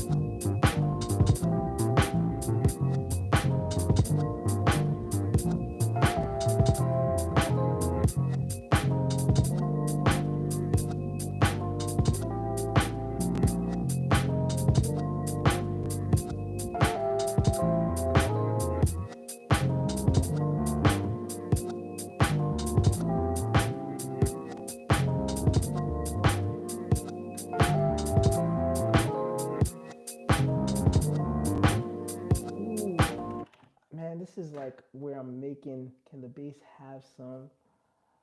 Yo, can the bass have some? Like, what? Um, I'm trying to figure out what the bass should do. So I'm kind of like, I'm doing this thing where I'm like, triplet, triplet, triplet.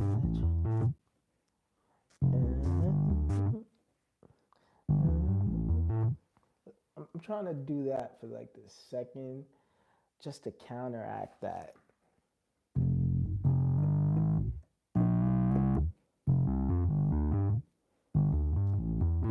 So I'm gonna try that out. That's like the expression. Can the drum have some? You know what I'm saying? Right, right, right, right.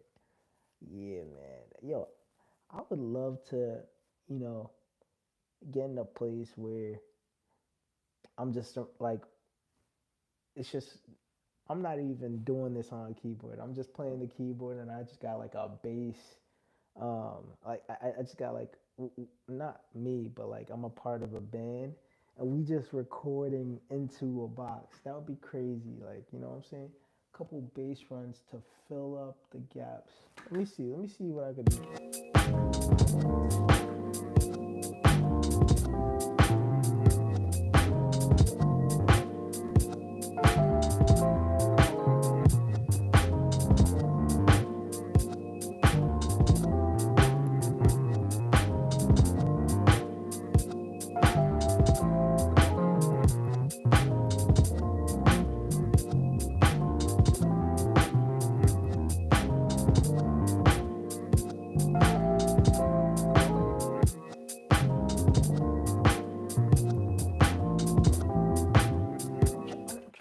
I'm trying to figure that out. Like what bass runs like.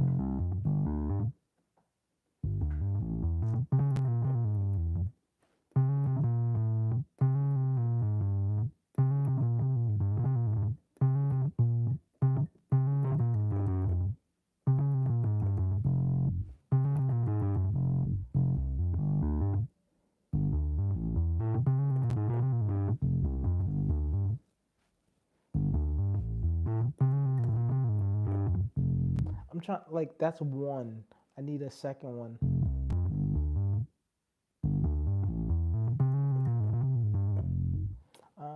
I don't even know. I'm not too attached to that.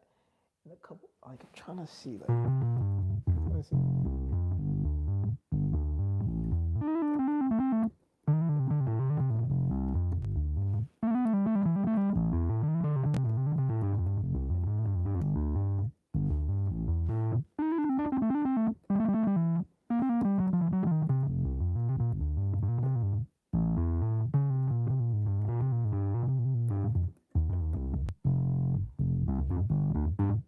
Man, sprinkle them in for transitions.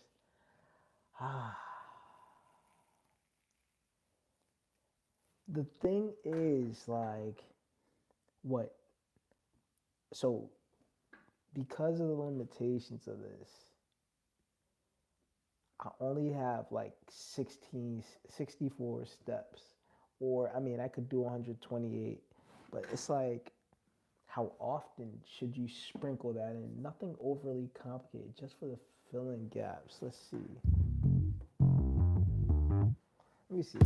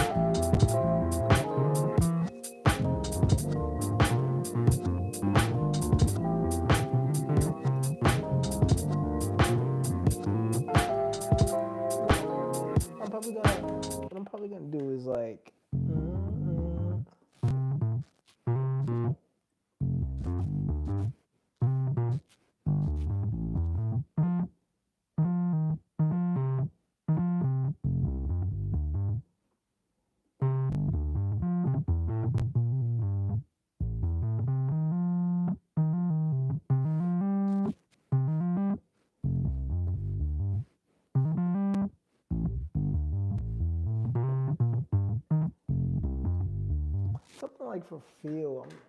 Unless you're doing a baseline turnarounds. I'm not like on the 8th or the 16th bar. Let's see. The 8th or 16th bar.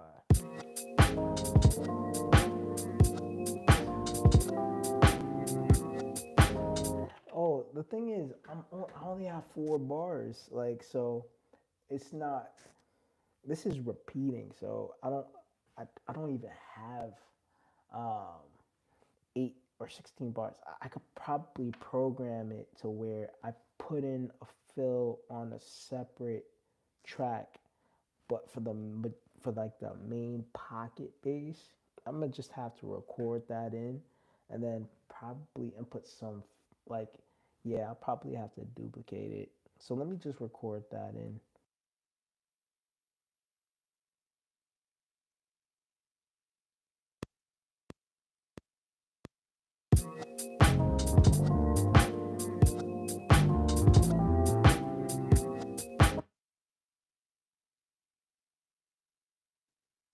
That came out too late, so I gotta I was lagging there. It just felt like I was lagging. So let me, and not lagging in a good way. Let me try that.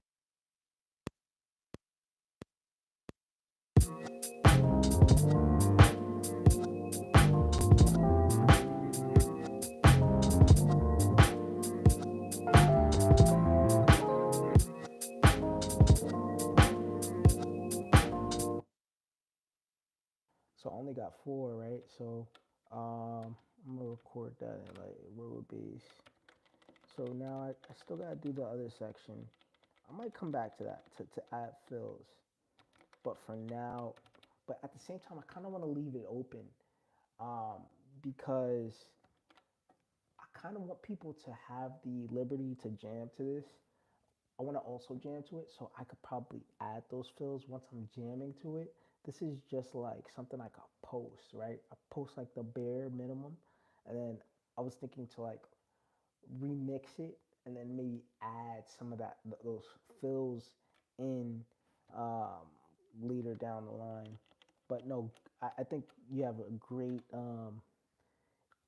great idea there. Like I would love to get I'm gonna get the fills in, um, but I want to also. No, I definitely need to get some fills in there. It's just the length right now. I probably have to get this in the DAW, and then if I want to jam and like, yeah, with how it's set up, it's only 4 bars right now.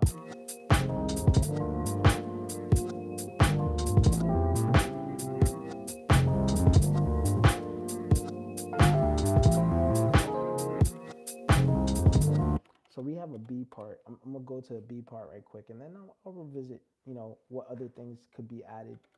So let's go to this B part. So.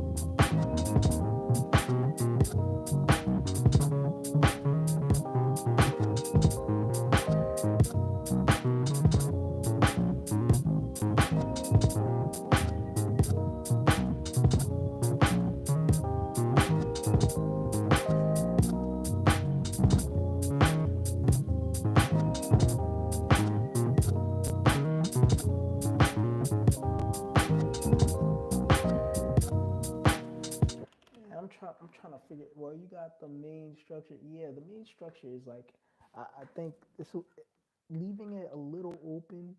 I could, if I could get a real bassist on there, I would always love a real person who, a real bassist who could do that. Cause I'm just faking it right now. But like, if I could get a real, that would be golden. You know what I'm saying?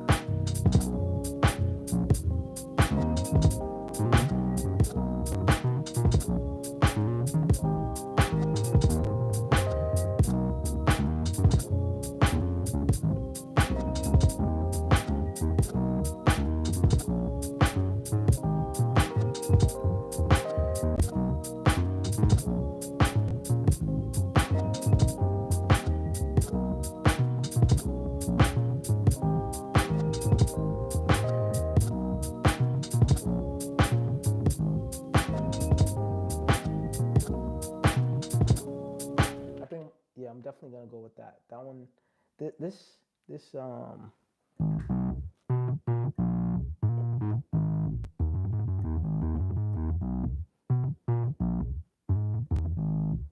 it feels like I'm not doing too much, so I might might try this one out.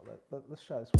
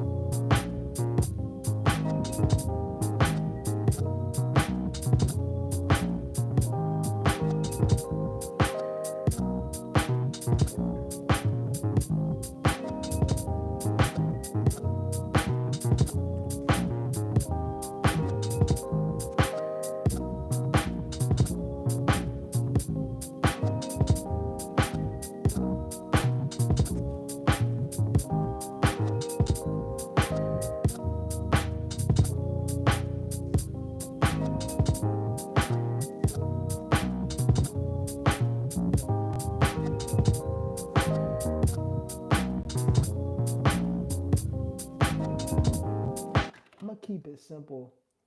Yeah, I'm gonna keep it very simple. Like I could do some. There's so many direct like that. That's the thing. I gotta keep it open because there are so many directions I could take this. I feel like it's my responsibility not to have to feel like I gotta go in all those directions. So let me put down something like simple, leave this open, and then if another musician wants to hop in, like they could like have the space to kind of ad lib. You know what I'm saying? So I'm kind of thinking about it like that. Like so I'm gonna just let it rock.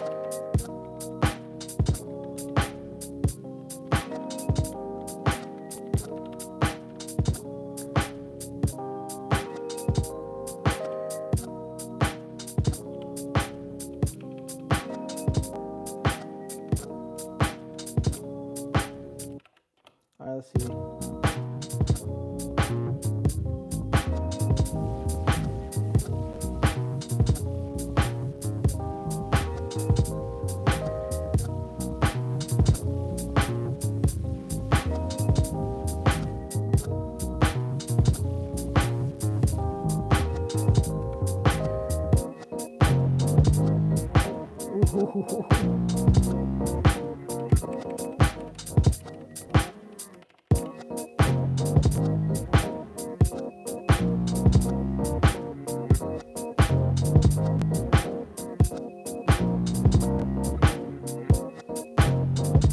know what? I feel like the snare could use more reverb, like just so it just sounds like that. Like I don't know. I just feel like more reverb.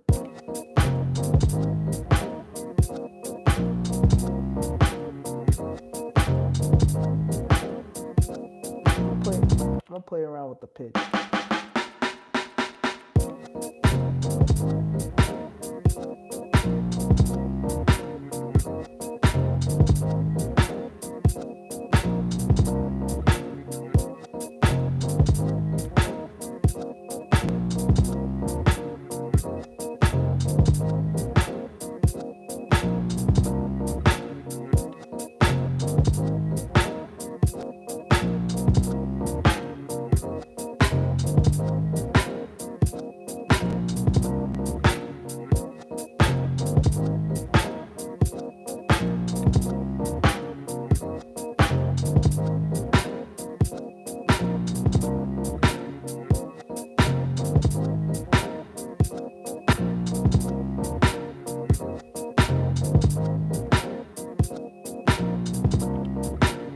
Let's see. Let me go back to the other snare. Let me see how this sounds.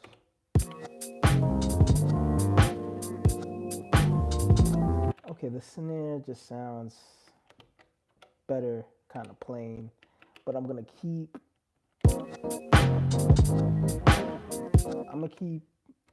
that reverb because something about that reverb, I like that.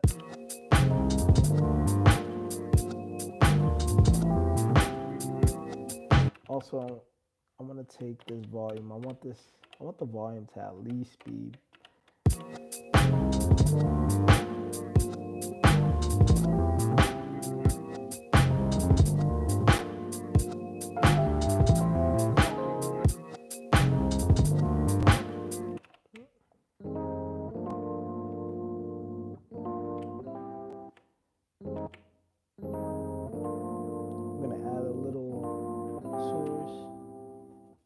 could stack a clap with it. Oh yeah, that's not a bad idea. That's not even a bad idea actually. Let's see. It's not a bad idea. It's not a bad idea.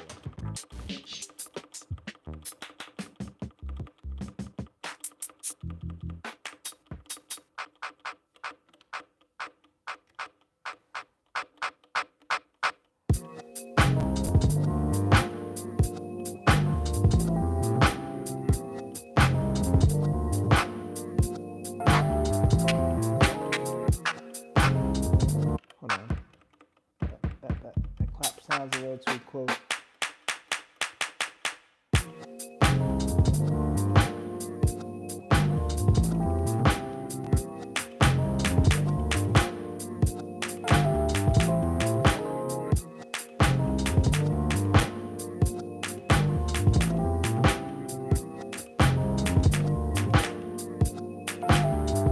Kind of want to add that, like try to bring it out after so many bars if you want it to be more subtle. Oh yeah.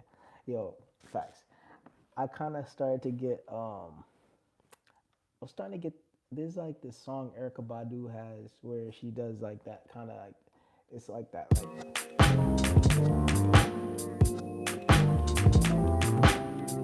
but nah, facts.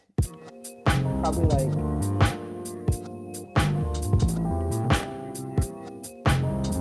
actually with this clap, I want, if I'm gonna use the clap, I want it to also have reverb. I might have to tone down the reverb of the snare. But with this reverb, I want this reverb to be like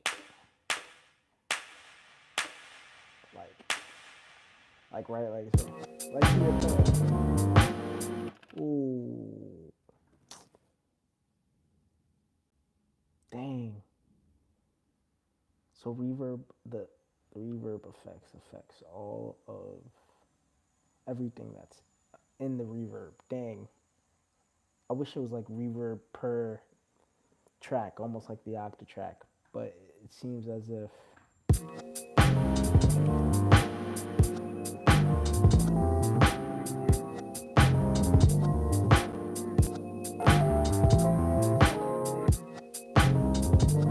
all right, so what I'll do is, let me see if I can program this. So like, let's see, we're gonna have this.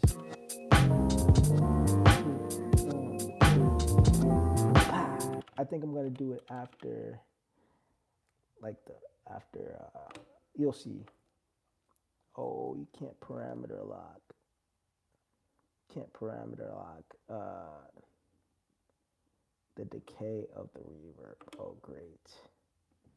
Okay, I ran into a little limitation. So what I'm gonna have to do is, just gonna, let's see. Damn, that sucks.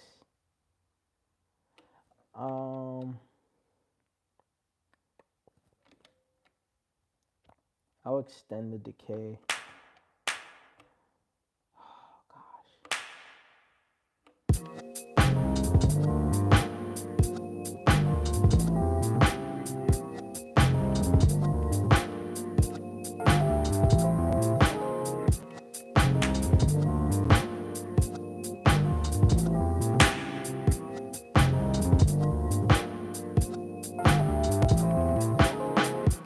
I gotta turn down the. I turn down the. Oh, man. Now my vocals is lighting. Give me 1 second.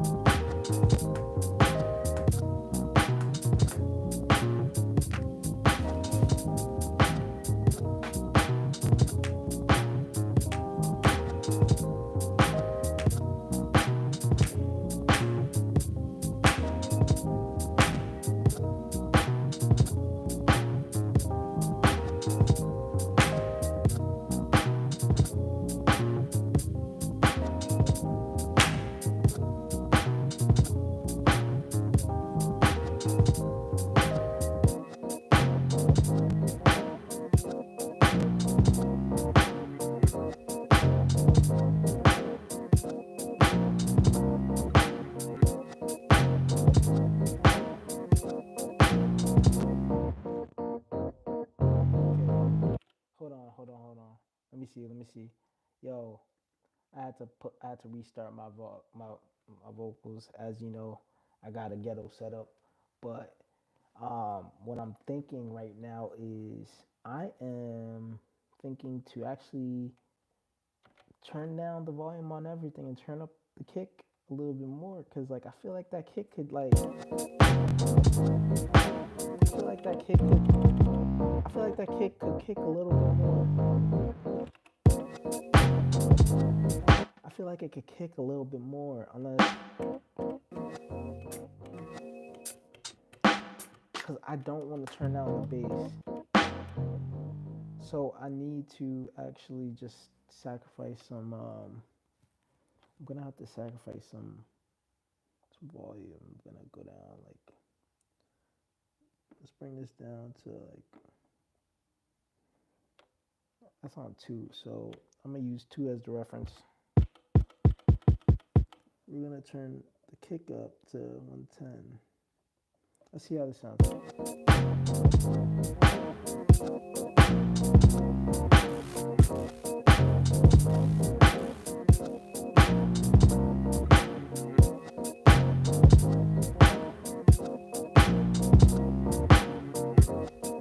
Alright, so I'm gonna do the same thing across the board. So I'm just gonna turn everything now to, I guess, whoa, I guess not.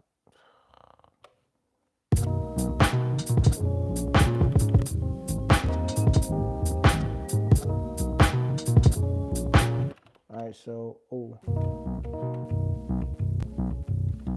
I'm gonna take away some, a little low end here. Not too much. Alright, so let's see.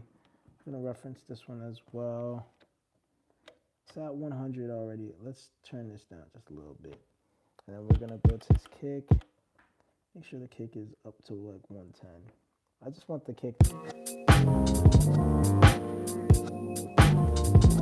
Ooh, I could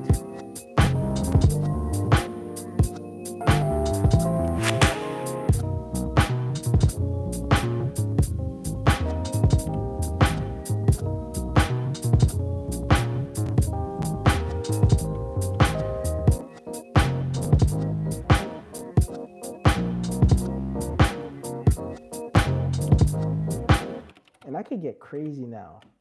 With the the reason why I love this box is because you can now, I just copied and pasted this into another track, so now I can do Control All and do some irreparable. Do you think that will mess with the bass? Can you sidechain it? Actually, I don't think sidechain. I could I could probably bring it out after many more bars. Sidechain the kick with the bass. In a way, not sidechaining isn't. I don't think it's. I mean, there's sidechain in here. I just haven't actually figured that out. So, what? Let's see. I think this is the side chain. So if I am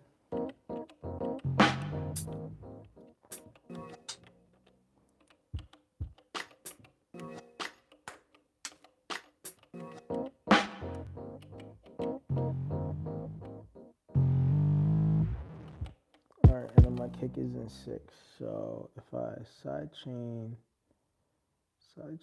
source. If I do sidechain to kick, what does that do?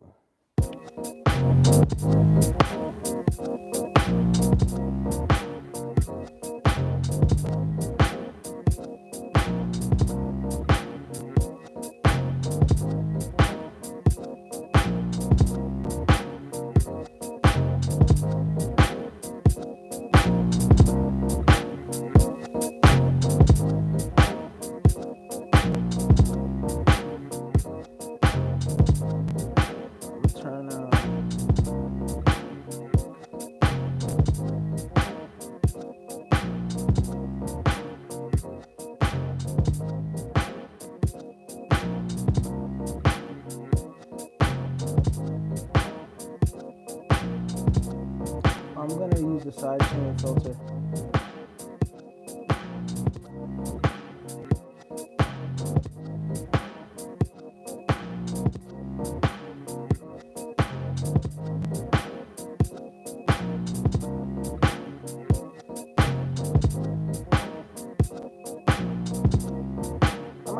good idea.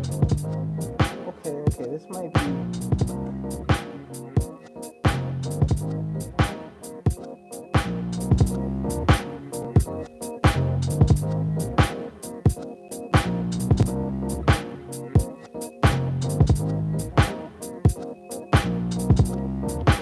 Yo, let me know how that sounds. Like I'm kind of. I've never messed with the sidechain, so this is my first time actually trying to mess with that. Let's see how it sounds here. I think this is before. So this is before. This is after.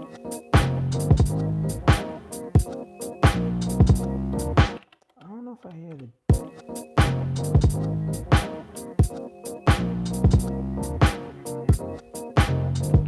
It's so slight. Let me see. Maybe I gotta. Let me see. I gotta like. I hear it there.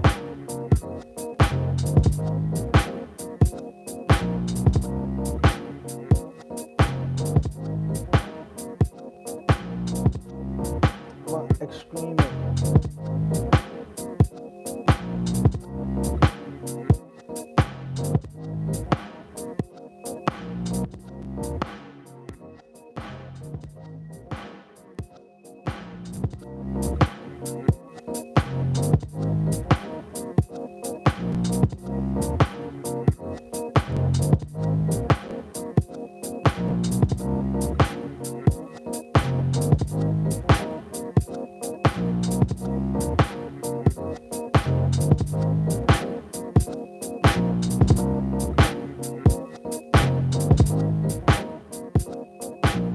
Let me hear that versus.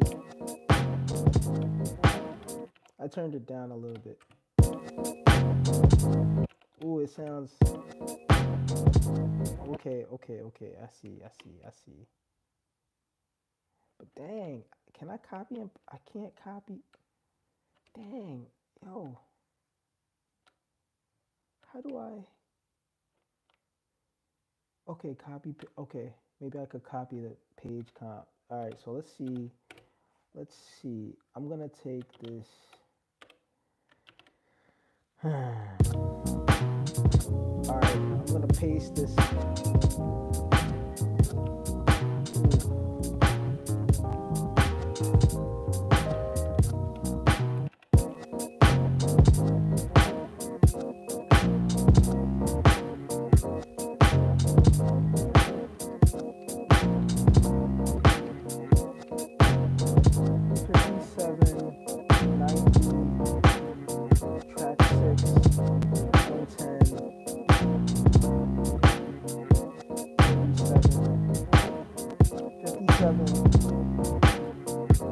Fifty-seven, 90, 5.7 dBs, ratio of 4. Oh, man, this is. I gotta do this manually. 57. I think. Let's go back here. Dang, it's because it's on the second page. 5.7 dBs, 90 on the attack. Let's see. Let's try 90 on the attack. 5.7 dBs. Let's turn up this compressed audio. Set the sidechain source to 6. Set this to, I think this was 37. Yep, 37. A ratio of 4.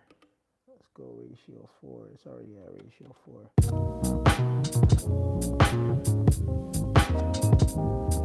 So that's before. That's the new. I definitely hear that.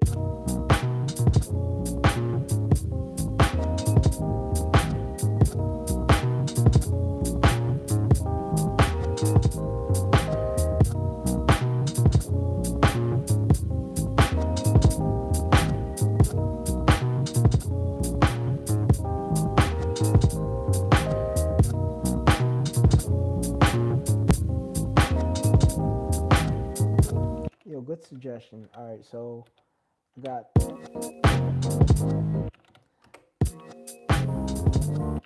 this one still gotta get edited. Yo, this was a good suggestion. So that, yeah, now, yeah, facts, facts, facts. Yo, thank you for that's good. It's not overboard ducking.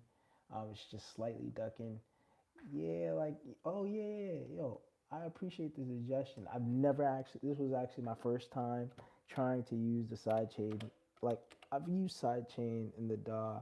I just, I don't know. I'm a lazy person. So, but he was like, um, that was a great suggestion because like, always trying to hear the kick more. I want the kick to be prominent. So, um, you know, sitting here and dialing it in, this actually helps me for future reference. I probably have other use cases for this, like such as layering a kick with the 808. I'm just trying to think, like, do I want the kick to listen to the 808? No, I want the 808 to listen to the kick. Um, but yeah, let me just dial this in right quick. 57 threshold, 5.7 dB, ratio 4, track 6 is these. Just gonna go crazy with the attack, turn up the mix, set this to like 37. The filter, sidechain filter is mad useful because like I don't want the whole thing to be sidechain. Alright, let's see. That's what that sounds like.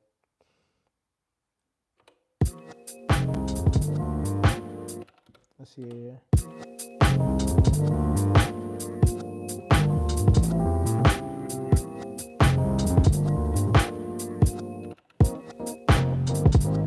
Ooh, it sounds wow, wow, side chain, dang. I just like, man, this is my problem. I'm lazy. Like but hey, once I learn something, ooh, you should have never told me you use sidechain. I'm gonna be a problem.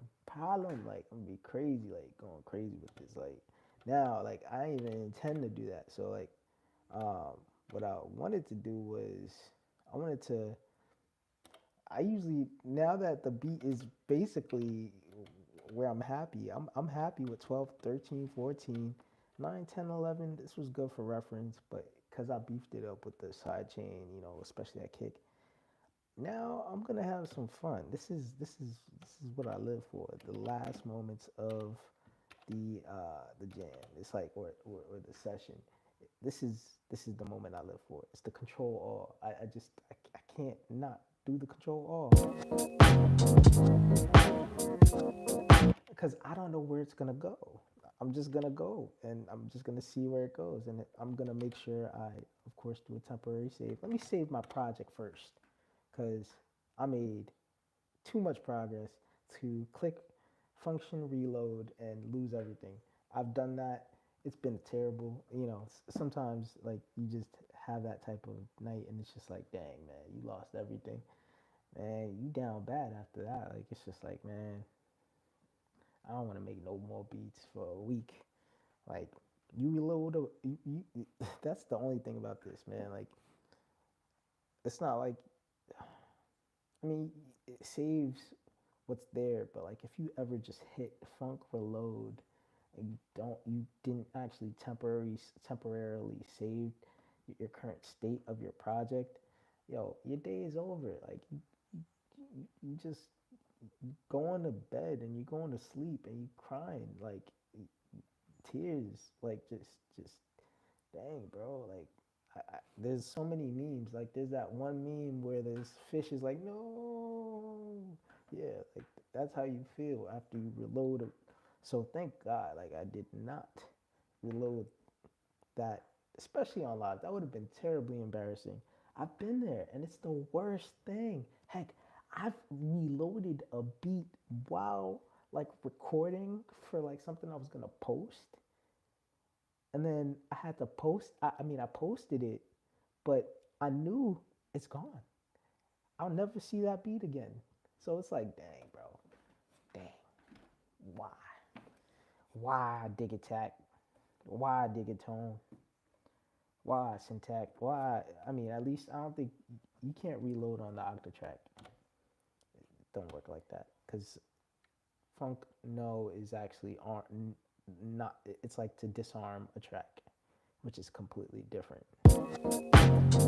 Oh yeah, so this is what I live for. I went on that rant. This is the moment I live for. But before I do anything, I'm gonna turn down the volume just a little bit because I don't know where this is about to go, and I don't want your ears to get crazy. But let's.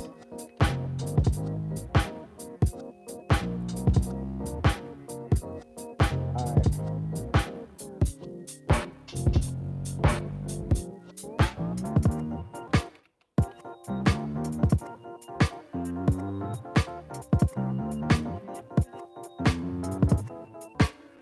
Nope.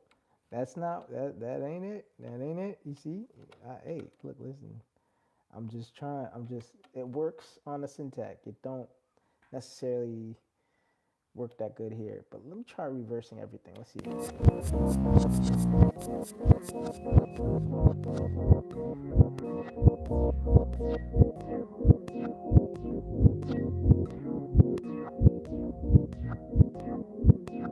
Actually, maybe not this part, but just hang with me. Just hang with me. Like I think I think this part might be a better candidate for what I'm trying to do. That because it's a different progression. It's not so. It's a very melodic progression. So I'm gonna turn this down. Let's see. Let's see if this works out. It's not. It might not work out, but let's see. We're just gonna try it.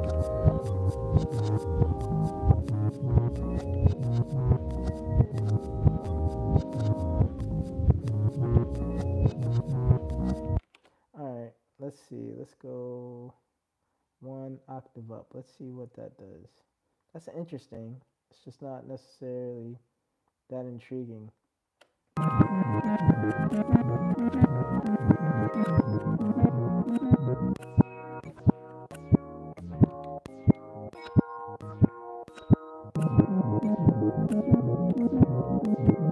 I'm gonna take that bass out.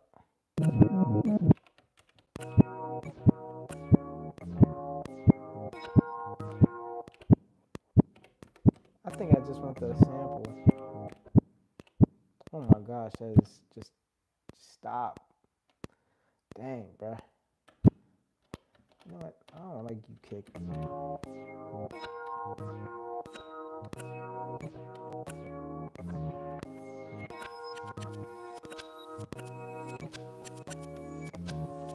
Let me also. Let me also.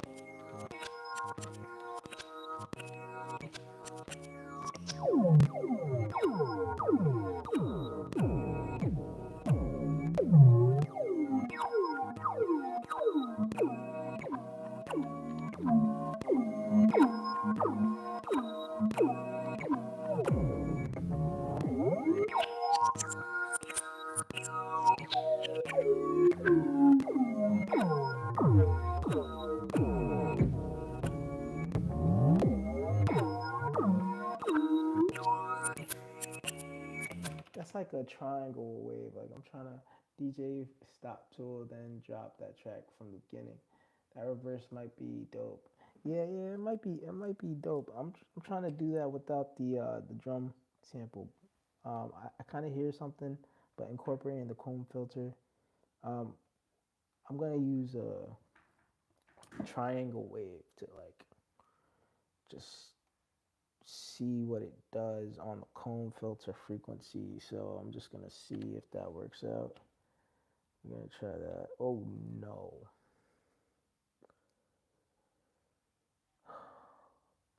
Let's just hope for the best. I just accidentally hit track, whatever.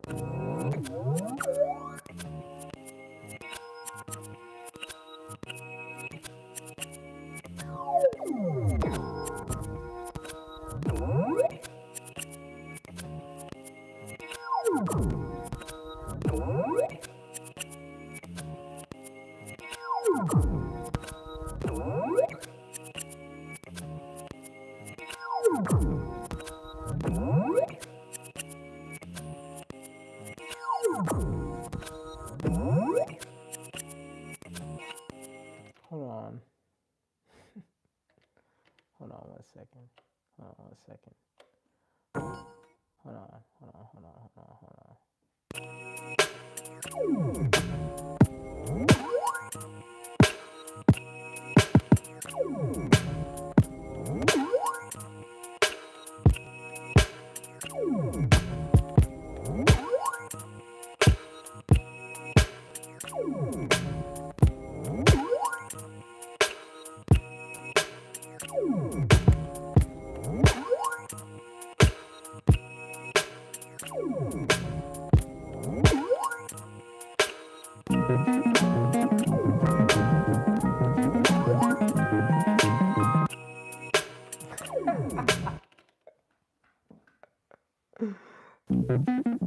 So weird. Ooh, oh my gosh.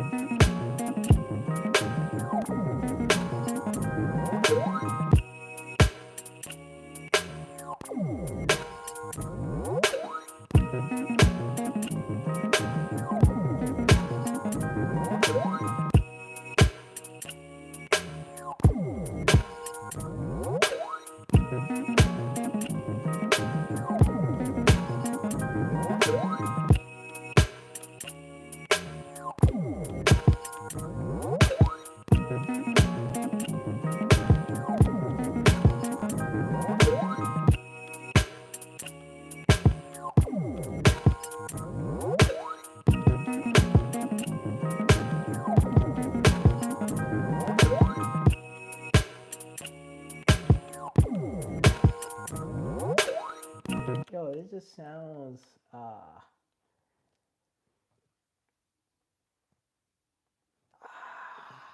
like I don't even know anymore. Like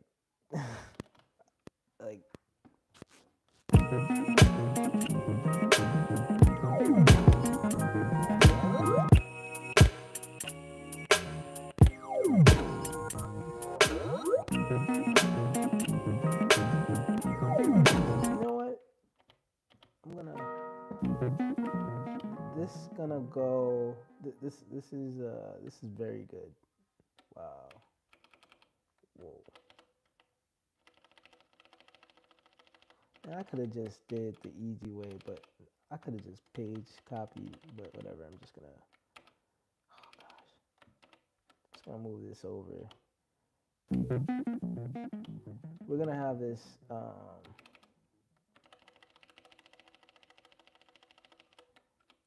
I'm just doing things really long way.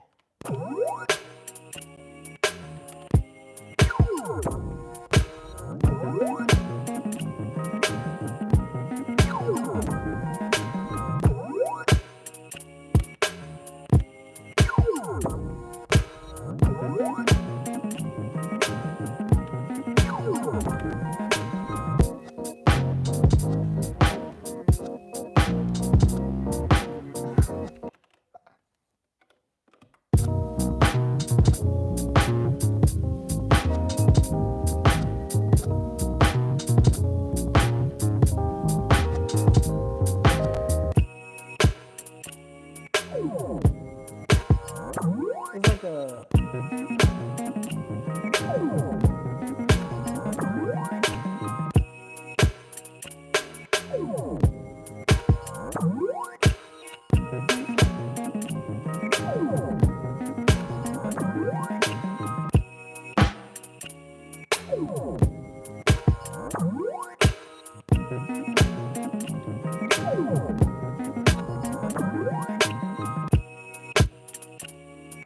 yo, you know what I've been missing this entire time? It's like it's like a 2-for-1 special, right? It's a 2-for-1 special.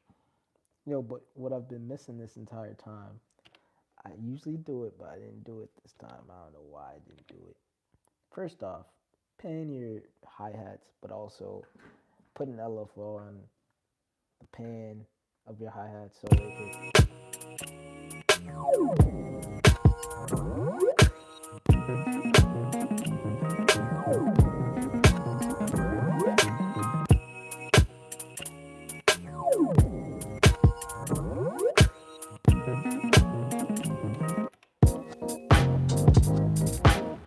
gotta turn these hi-hats.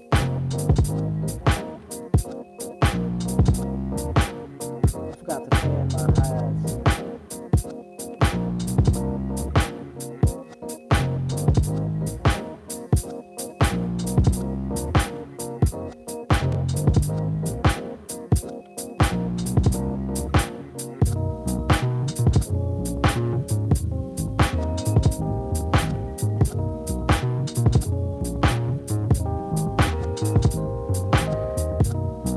We're also gonna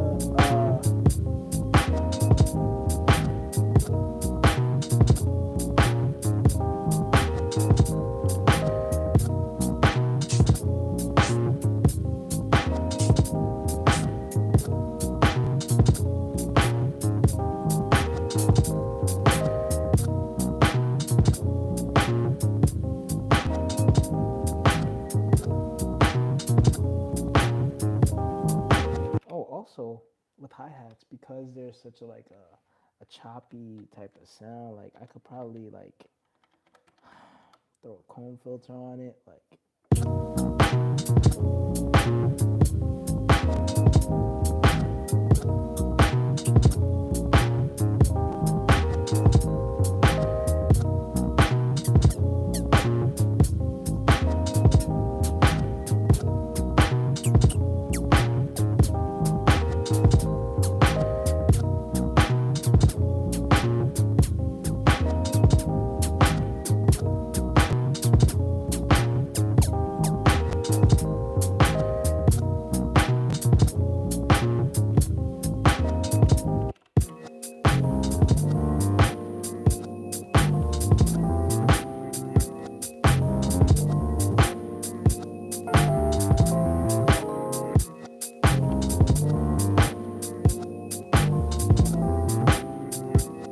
yo, I think I got it. I think this came out, and yo,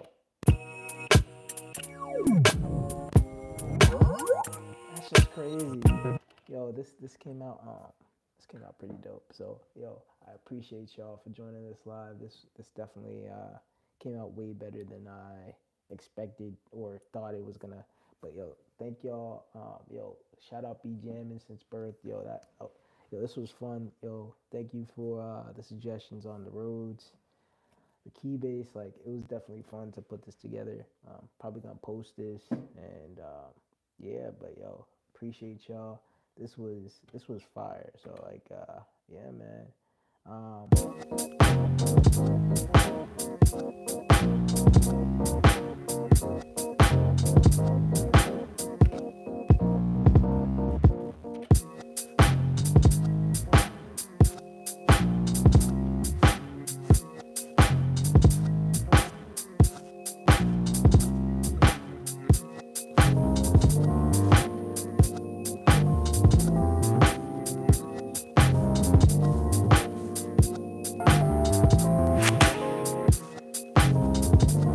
Yo, I had to clap.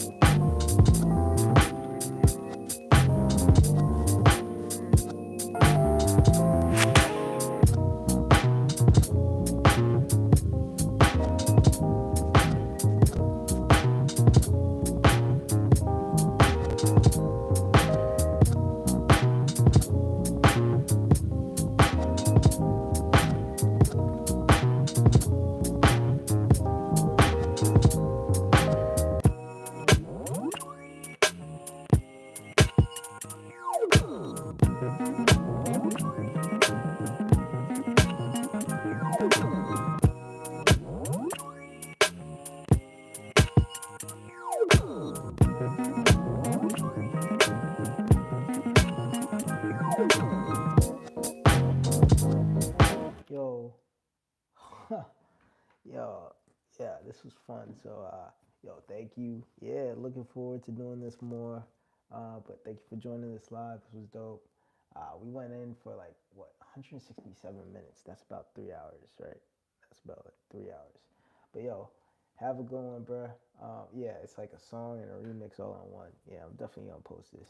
I'm gonna put this on IG. I'll put this on YouTube, and yeah, it's a sample, so I can't go any further with this. But like, I'm gonna just definitely I'm gonna have a couple jams on this. So this is a fun piece. So thank you for joining and have a great